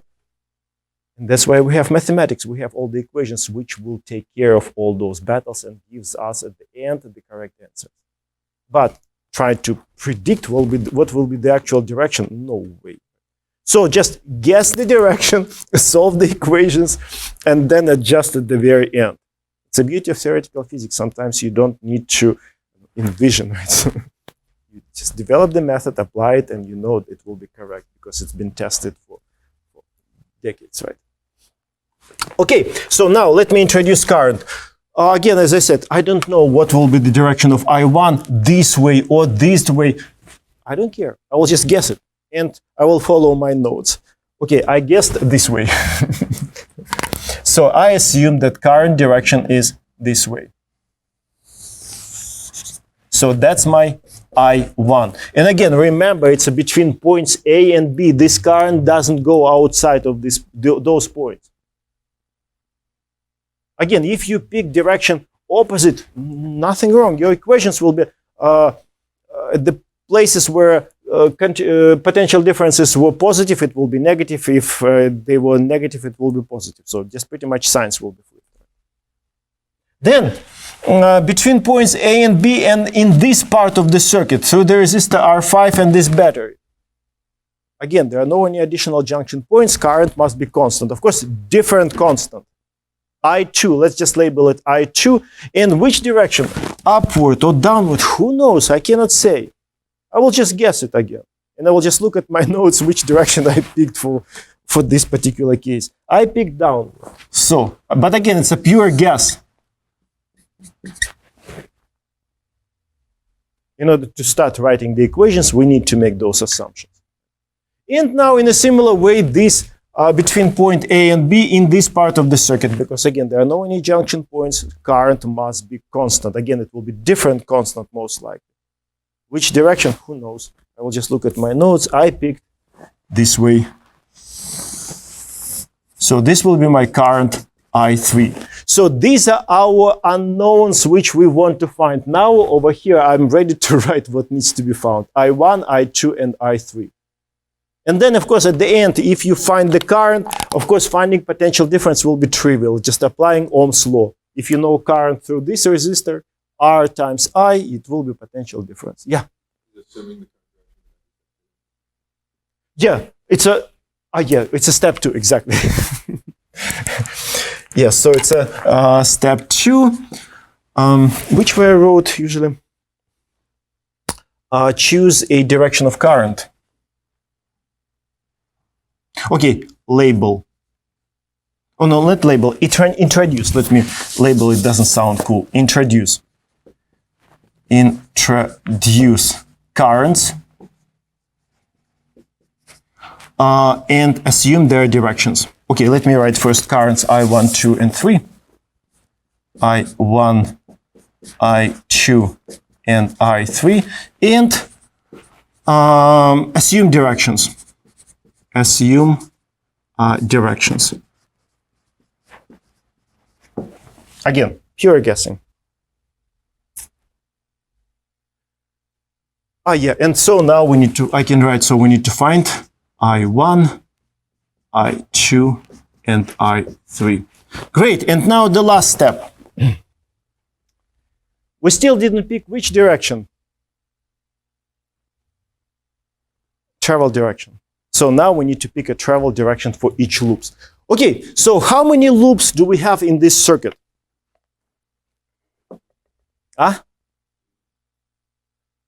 Two loops. Okay, almost correct. But there's all, actually, strictly speaking, there's another one. 3. Yes, of course. Yeah.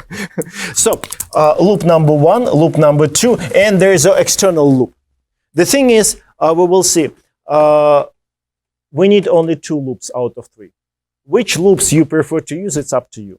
Either these 2 internal loops or one of the internal loops and an external loop. But we will see that equation from one of those loops will be redundant. But we will see that in the near future.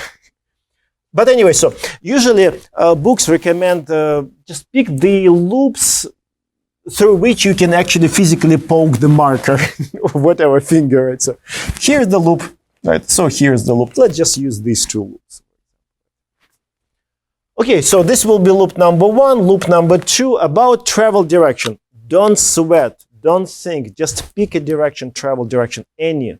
Clockwise, counterclockwise, it doesn't matter. Again, what will be the difference in the equation when you start writing? It's like instead of a minus b equals 0, you will get b minus a equals 0. It will still the same equation, so don't sweat about travel direction. Pick whatever. Right. But again, you need to pick a certain and stay with that direction. So which direction I picked? Okay, I picked this. Clockwise. Okay, why not? So I picked this. So this is loop number 1, and that's my travel direction in this loop. So I picked, it's a counterclockwise. It's a counterclockwise. And for, actually I'm surprised, usually I try to pick clockwise. In the loop number 2, okay, I will also pick the same. So it's a loop 2. That's my travel direction. Okay, so that's step number 3. Pick travel directions.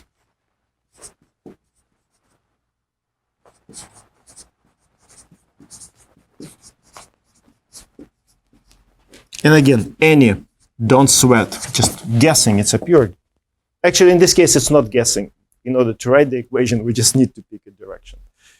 And it doesn't matter which one. So in this case, there's no guessing. So 3 preliminary steps, done. Now we need to start writing the equations. Of course, on the exam, you don't need to write all these 3 preliminary steps. No, just add directions on the picture, right, and start writing the equations. So, so we have 2 rules, junction rule. Let's start with junction and loop rule. It's getting close. I'm getting also tired. So first, junction rule. So total amount of current entering junction point must be equal to the total amount of current leaving junction point. Right? So we have 2 junction points, right? So we need to write 2 equations strictly speaking. So for junction point A, so usually it's probably the easiest assignment, right? And there's nothing fancy. You just look at the point A and you see this current I3 enters. So it must be on the left-hand side of the equation. Then current I2 leaves. It means it's out of the junction point. So it must be on the right-hand side of the equation. And I1 also exits junction point A. So it must be also on the right-hand side of the equation. So it's a simple, trivial, right, things. And usually students don't, okay, so it's no troubles applying it, just sometimes students concentrating so much on the loop rules that they just forgot to write down the junction rule equation, right? So it's a very, very silly, of course, right? And then after the exam, they realized, oh my God, how could I forget that? Because they worry so much about loop rule that they forgot about the junction rule, just forgot applying it. So careful. So I3 in, and that's the only current, and out, I2 and I1. Okay, so that's equation number 1. Now let's write equation for the junction point B. B, it's here. So now I1 in, I2 in, so they must be on the left-hand side of the equation. So it's a I1 plus I2, and current I3 exits. So it must be on the right-hand side. What's the difference between these two equations? There's no difference. Okay, in fancy words, from mathematical point of view, we need to say, these are two linearly dependent equations. And it means that one of them is just redundant, right? It doesn't give us any additional information. It's useless.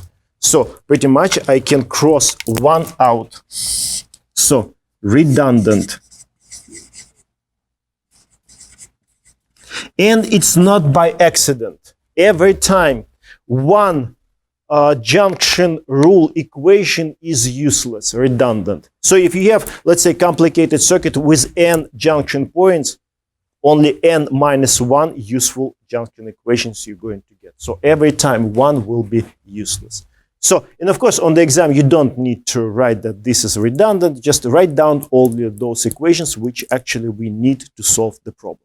Okay, great. So how many equations overall do we need in order to solve the problem? Three. Is she right? How many overall equations do we need in order to solve the problem? How many unknowns do we have? No. How many unknowns? Do you see? We need to find I1, I2, I3. 3 unknowns. So we must extract to get somewhere 3 equations. Yeah. Would it, the A1 be our first equation? No, you'd only need to find I1 and I2 to find the third one. Okay, you're already trying to solve. So for now, let's just stay strict in terms of mathematics. We have 3 unknowns. It means that we need to introduce 3 linearly independent equations. Equation number 1 is here. So we need to introduce 2 additional equations. And we have 2 loops, loop number 1 and loop number 2. So it looks like that's why we don't need loop number 3 because, yeah. Okay, so now we have a loop. I'm thinking, should I write over there? Okay, you still should be able to see it. So now loop equation. So sum of all potential differences around any loop must be equal to 0. Right. Okay, so let's start with loop number 1. Loop 1.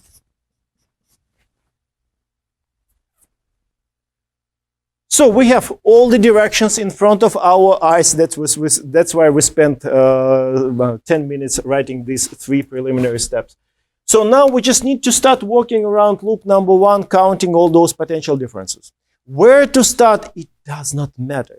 So if you start here or there, it doesn't matter. Equation essentially will be the same. Instead of equation A plus B equals C equals 0, you will get B plus A plus C equals 0. So still the same equation, just order of the terms will be different. So that's why where you are going to start traveling, it does not matter.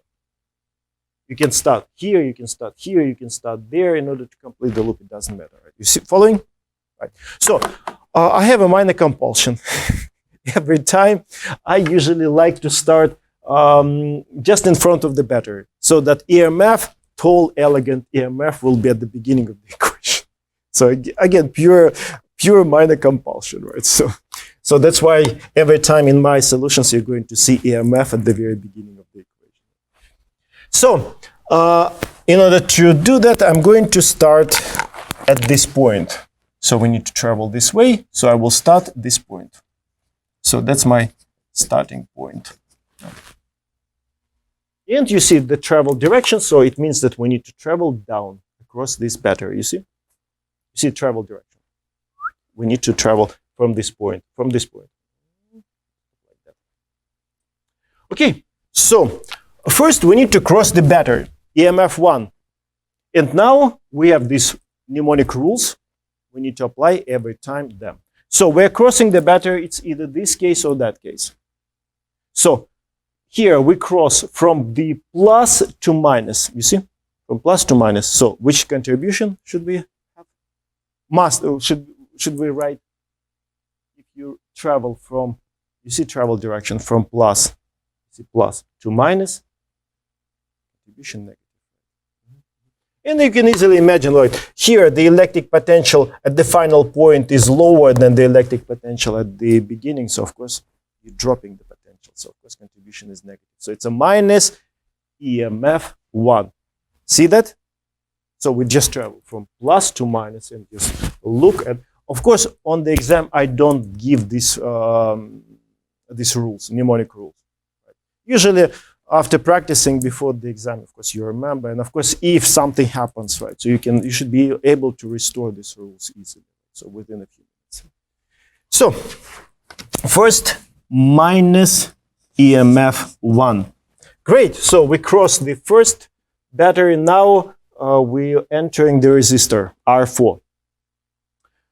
Travel direction, you see green. That way. Current, I1, also that way. You see green and red. Directions are the same. So as a result, contribution will be, when directions are the same, you see, now it's a resistor. Now we need to look at these two cases. Two rules. So you see, current direction, travel directions, they are the same. If directions are the same, contribution is negative, minus IR. Again, it's just you need to remember. Instead of going through these 6, 7, 8 steps of analysis, of course, it's straightforward. It can be done, but running that analysis for each element, you will get sick and tired in no time. Just easier to remember. Sometimes you have to remember in order to make your life easier. So contribution will be negative. So minus a current. Again, be careful which current is actually flowing through your resistor. In our case, of course, it's I1. I1, R4. I1 and the resistor for R4. Great. Now, after this, we're climbing up through this part of the circuit, you see? Now we need to cross this battery, EMF 2. So what will be the contribution now? Batteries are here. You're traveling from minus to plus.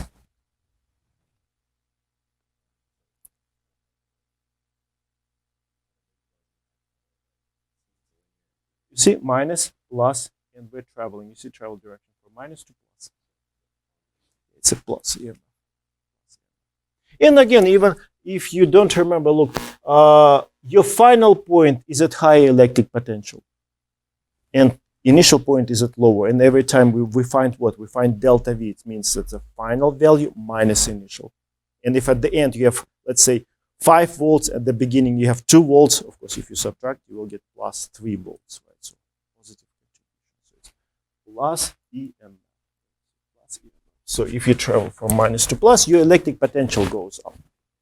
So contribution is positive. So plus EMF 2. And now resistor R5. Directions are the same, you said? Okay, look careful. That's very important, right? So that's why I started asking, right? So it's a very common mistake at the very beginning. So yeah, guys, be very careful. Look which current is actually flowing through element, because it's very common. When over here there are lots of elements, and students kept writing R1, I1, R3, R1, I1, then and so on. And then when they get to this point, they still keep writing I1, I1, but now it's a current I2. It's a very, very common place for these mistakes. Just you have to be very, very attentive, very careful. Right? So now it's a current number 2, second current. You see? No, it's a I2. You see? So now this current is flowing through this resistor. This current I1 only between this point and that point. Now it's I2. Yeah, it's a very, very important point. So, and so about plus or minus. Yes, now you see current I2 is down, and travel direction is a loop 1. So current travel direction is up. So directions are opposite. Directions are opposite. It's this case. You see current that way, travel that way, contribution must be positive. So it's a plus I2, which resistor? R5. Great. So now We pass this. Now we are back to this. So now it's a which current, Noah? Yeah, now it's I1 current. We're back to current I1 because this is the current flowing through R1. So it's I1, R1. And plus or minus? Minus current that way, travel that way. So directions are the same. So minus, yeah. Minus I1, R1, yeah. Minus I1, R1. Great. And after that, we're back to the starting point. We completed the loop. We started from this point, walk around, and we're back to the same point. So now what do we have to do? We need to complete the equation. You see what we have here? Sum of all delta V's must be equal to 0. It must be equal to 0. It's probably the biggest place for mistakes. Come on. Lots of very often students just write all this bunch of these terms with pluses and minuses, and then they just don't write it. It is equal to 0. Come on, this is the equation. We are in the science world. We need to follow the rules of mathematics. It's an equation. It must look like an equation. Because for me, it feels like if there is no 0, it's like a beheaded equation. So it's like this. So now I keep pushing and punching students, so now it's getting less and less. So now students write that equals to 0, equals to 0. It must be an equation. If you just write a bunch of terms, now, of course, immediately I will subtract a couple of points because we're not psychologists, we're not philosophers, right? We must follow the rules of mathematics. Right. Make sense? Great. So now, can I still write below, or now it's difficult to see? Okay. No, okay, I will move them over here. So now loop 2. Loop number 2. Okay, so it's this one. Again, you can start at any point you want. Where should I start? I didn't show on my first EMF 3. Okay, so I started in my notes at this point. Again, you see, just before the battery, because I like to see EMF at the beginning of the equation. It's from the pure aesthetic point of view. So I start here and loop direction this way. So I need to cross first EMF 3. Contribution from the EMF 3, positive or negative?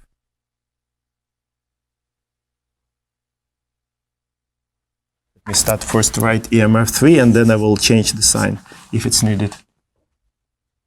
So you see, you travel from minus to plus. Yeah. Electric potential, as you move that way, electric potential increases. So of course, if you look at delta change, of course it will be positive. So it's a plus EMF 3. Okay, even I will put plus, emphasize. Then after this, we need to cross the battery, resistor.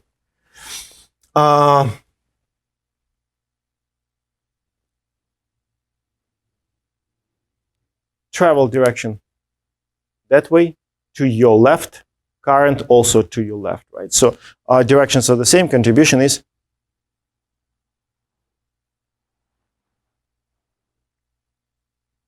positive, negative, negative. Yeah, negative. Directions are the same, so it will be minus and current I3 R2. So I3 R2. Okay, so now you're getting it. So now we need to go down, and again, Mario, again. So what about this? Now we're moving across this part. Still same direction. So minus I2 I2 R5. R5, great. And now about the sign. So travel down, current down, directions are the same, so minus also. So you see, it's quite straightforward. Once you see the logic, then it's writing down the equation. It takes like 20 seconds, and here 5 seconds. Okay, minus I2 R5. Yeah. And then battery. Okay, now battery. Now we're traveling this way. So what about this battery?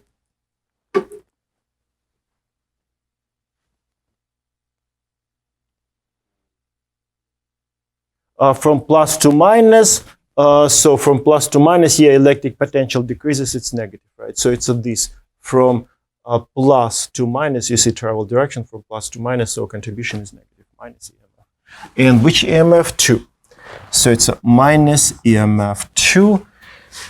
Whew. And after that, we need to cross this resistor, and now we're back to current I3. Current I3, resistor R3, and travel up, current up, directions the same, contribution is negative. So it's a minus I3 R3. And we're back to the starting point, so we completed the loop, so we need to write equals to 0.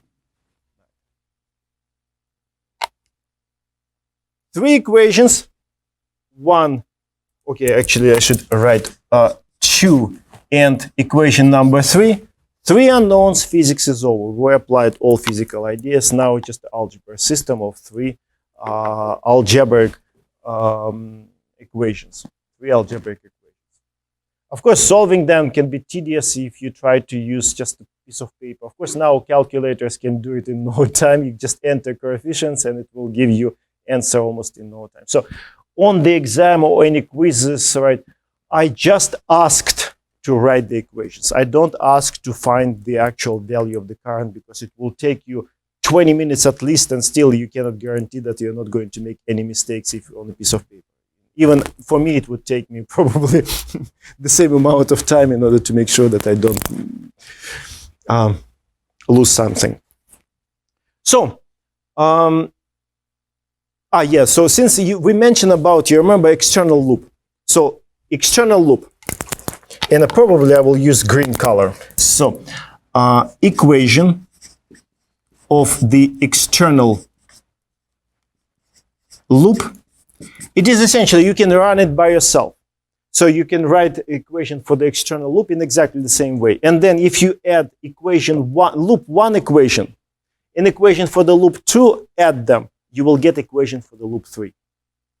It means that equation for the external loop is a linear combination of equations of the loop 1 and loop 2. It means that from the mathematical point of view, it's useless. It doesn't give us any additional information. That's why you don't have to write that down. So I can write equation of an external loop equals to equation of loop 1 plus equation of loop 2. So again, this equation will be redundant. Or if you're really in love with the equation of the external loop, right? So then you need to drop one of these equations, either this or that. External loop equation plus one of these 2 equations. But not 3, because one of them will be linearly dependent. So it's redundant. So we don't need it. So we can just cross it. You can convince yourself. Just this is a practice. All right. Yeah. So now let's assume that you solve these 3 equations with 3 unknowns, and I will just use my nodes. So I1, if you plug those numbers, you will get I1 equals to 0.5 amps. Okay. 0.1 amps. It means, what about direction of current I1? Is it correct direction? Yeah. Current is positive. It means that our assumption about current direction I1 is correct. So actually current I1 flows from this point to that. So this is correct. Then I2 equals to minus 0.25 amps. It means that the value of current I2 is 0.25 amps, and minus just indicates that actually current not down but up. So it's upward. So again, anyways, you solved the problem. Your assumption was wrong, but who cares? You solved the problem anyway. And I3 equals to, what's the number? Again, 0.25. 0.25 amps. So current I3 is actually, we guessed correct. So it's positive, so it means that the direction is correct.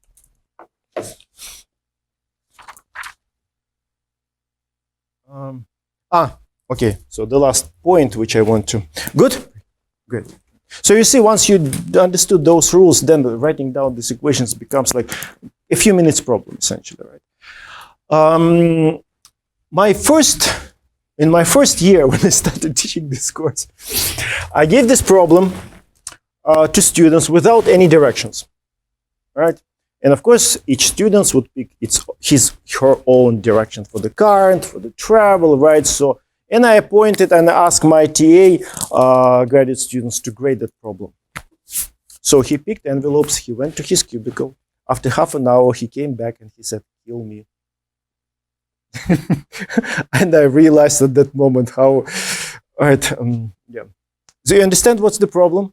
Now he had to grade each term, plus, minus, and so on, and all the directions are different for each student. So you need to sit and check each term.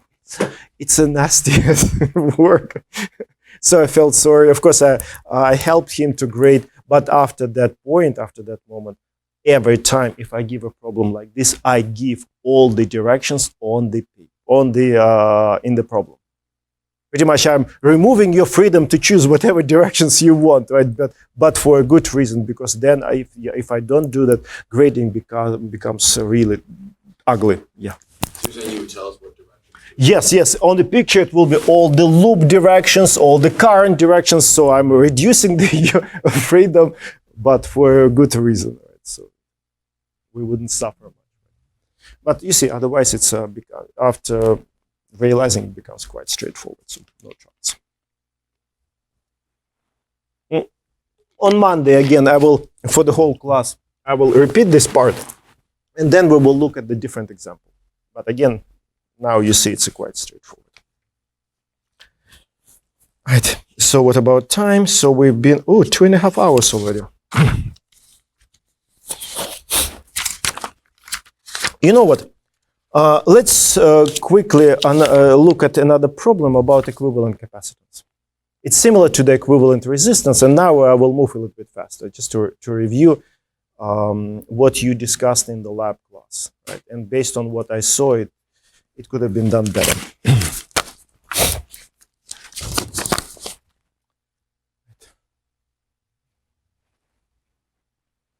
And again, before the exams, just practice it, and you need to remember these rules. Again, I don't give these rules for the exam.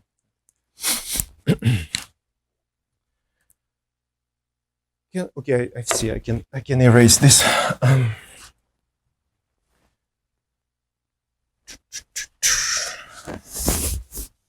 So that will be number 8. Yeah, usually it's an 8-problem exam review session.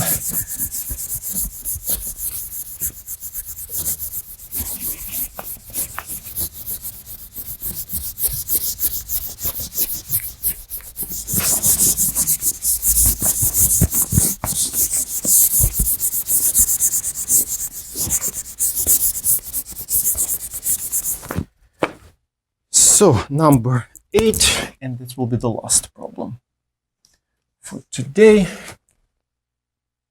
Right. This problem used to be on one of the quizzes in the past. Right. So we have this circuit, and you know what? I will probably arrange like I did for the equivalent resistance, because I don't want to erase this. I want to. One circuit will be here, then lower and lower. And so let me draw. This is my first capacitor. Then there will be a split. Here, another capacitor, another one. Connect them like this, and here there will be a battery. Okay, slightly distorted.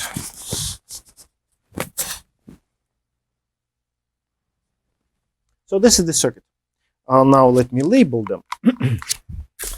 So battery delta V. Delta V equals to 3 volts. Then C1, C2, and C3. So the values of these capacitors, C1 is 6 nanofarad. Again, all the prefixes are given in the formula sheet. You can see them. C2, 2 nanofarads, and C3 is 4. Okay, and we need to analyze this circuit. Again, circuit full of capacitors. So it means that, again, the same circuit trinity, CQ delta V. Capacitances are given, so we need to find charges in each of these capacitors and potential differences across each of those capacitors. Again. And of course, somewhere in the corner, I'm going to write the definition of capacitance because we're going to use it a lot at some point, but later. Okay, so now let's start simplifying, like what we did with the resistors, but now with capacitors. And now I will move a little bit faster. So obviously C2 and C3 are in parallel because potential differences across them will be the same. So potential difference across these and these are the same. Right? So these are in parallel. So I can simplify this circuit and draw a new one. So battery still works in exactly the same way. That's how we develop the method of an equivalent capacitance. Whenever you do those simplification, the rest of the circuit must still work in exactly the same way. So C1 still here, right? But instead of C2 and 3, I'm going to introduce the equivalent capacitor C23. So this will be my preliminary.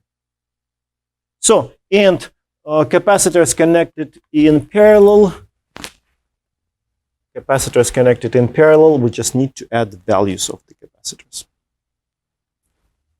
So I can write C23 equals to C2 plus C3, and that's 2 plus 4, it's a 6 nanofarads. Okay, let me frame it because later on I will need it. Great. So now C1 and C23 obviously connected in. Yeah, of course in series. Okay, just checking. Good. So obviously series.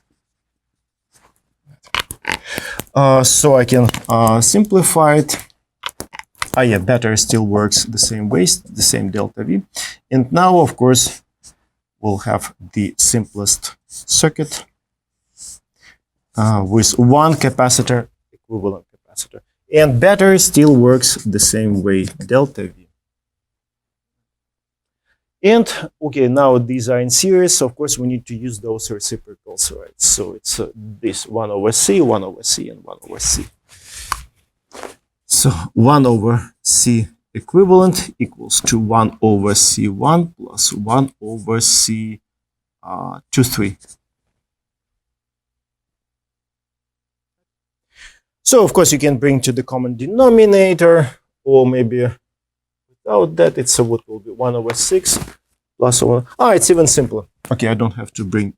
So it will be 1 over 6 and plus 1 over 6. It will be 2 over 6. So C equivalent, just 3 nanofarads. So it's a nice number. Yeah, 3 nanofarads. Great. So now we found this, and now we have potential differences given essentially across this capacitor. Capacitance, we know we can find the amount of charge taking from the battery. So now it's a Q equals C times delta V. So the total charge taking from the battery.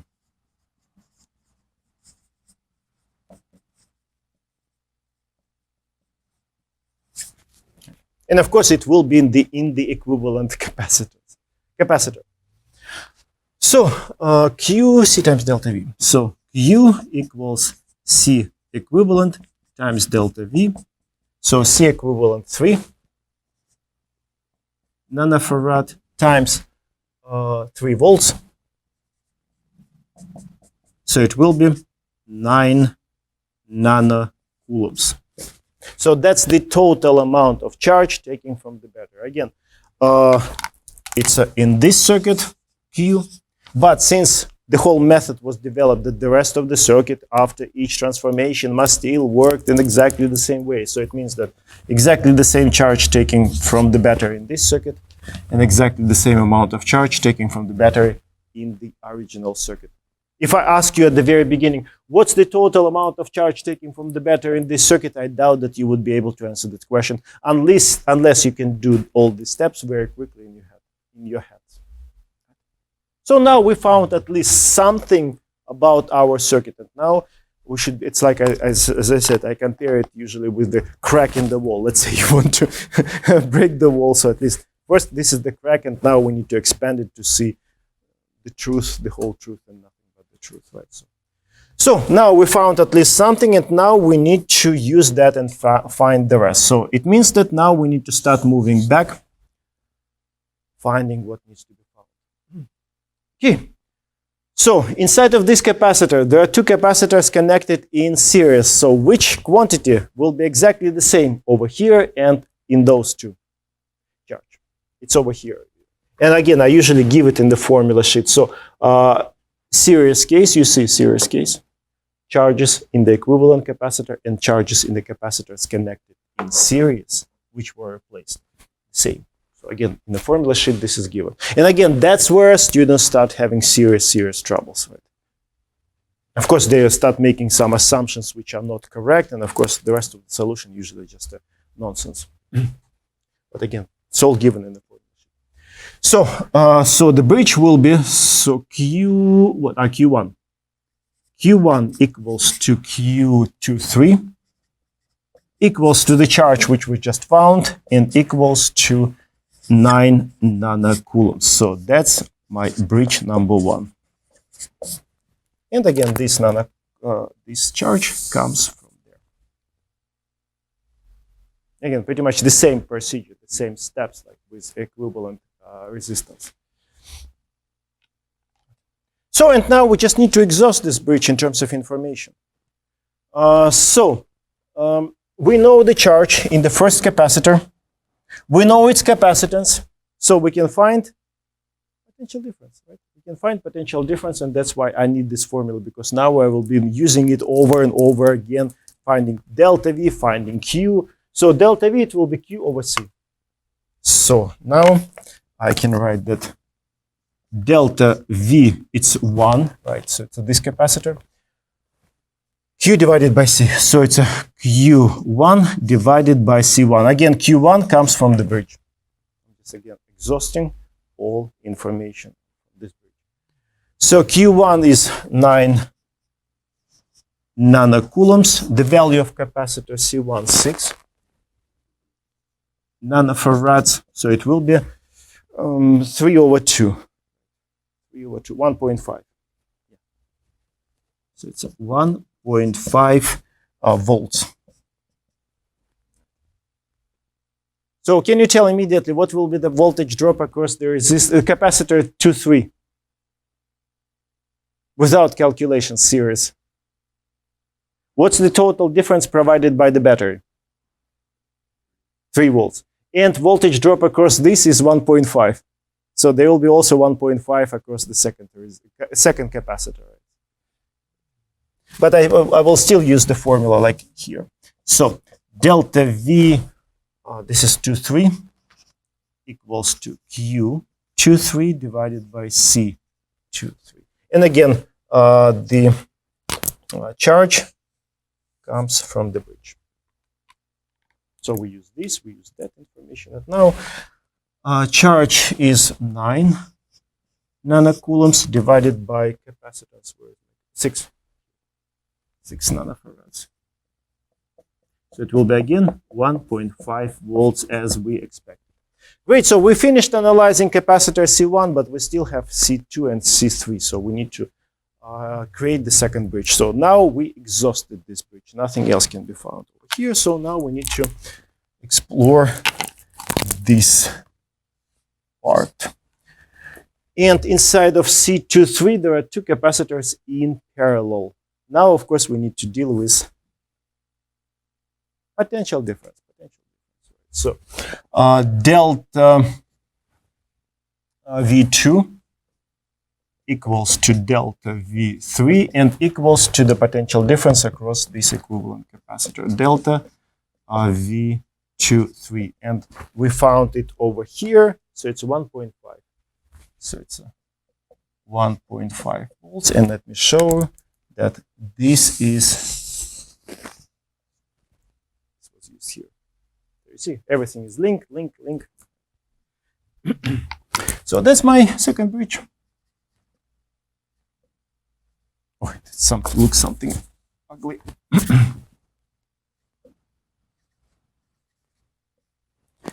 And so now let's also use it completely. Potential difference is in the bridge. Capacitance is given, so we should be able to find charge. Charge C times delta V. So Q2 equals to C2 times delta V2. And again, delta V2 comes from the bridge. C2, 2 nanofarads. Delta V, 1.5 volts. So it's 3 nanocoulombs. 3 nanocoulombs. In the last Q3, C3 times delta V3. So charge, capacitance 3, so 4 nanofarad times delta V3 again from the bridge. So it's 1.5 volts. So it will be 6. Oh, it's 6 nanocoulombs. Great. So done. So you see, it's a very, very similar to the method of an equivalent resistance, right? Except for formulas slightly different, but ideologically very nice. And I like this approach when I saw it in the textbook, previous textbooks which we used for this course, and I like it, right? So pretty much if you have that, you just start rolling it, everything is well linked, right? And then maybe after 10 minutes, you will definitely end up with all correct numbers, right? And again, most of the troubles are over here, because usually students just assume that this delta V across each capacitor, and of course, that's all completely wrong. All right.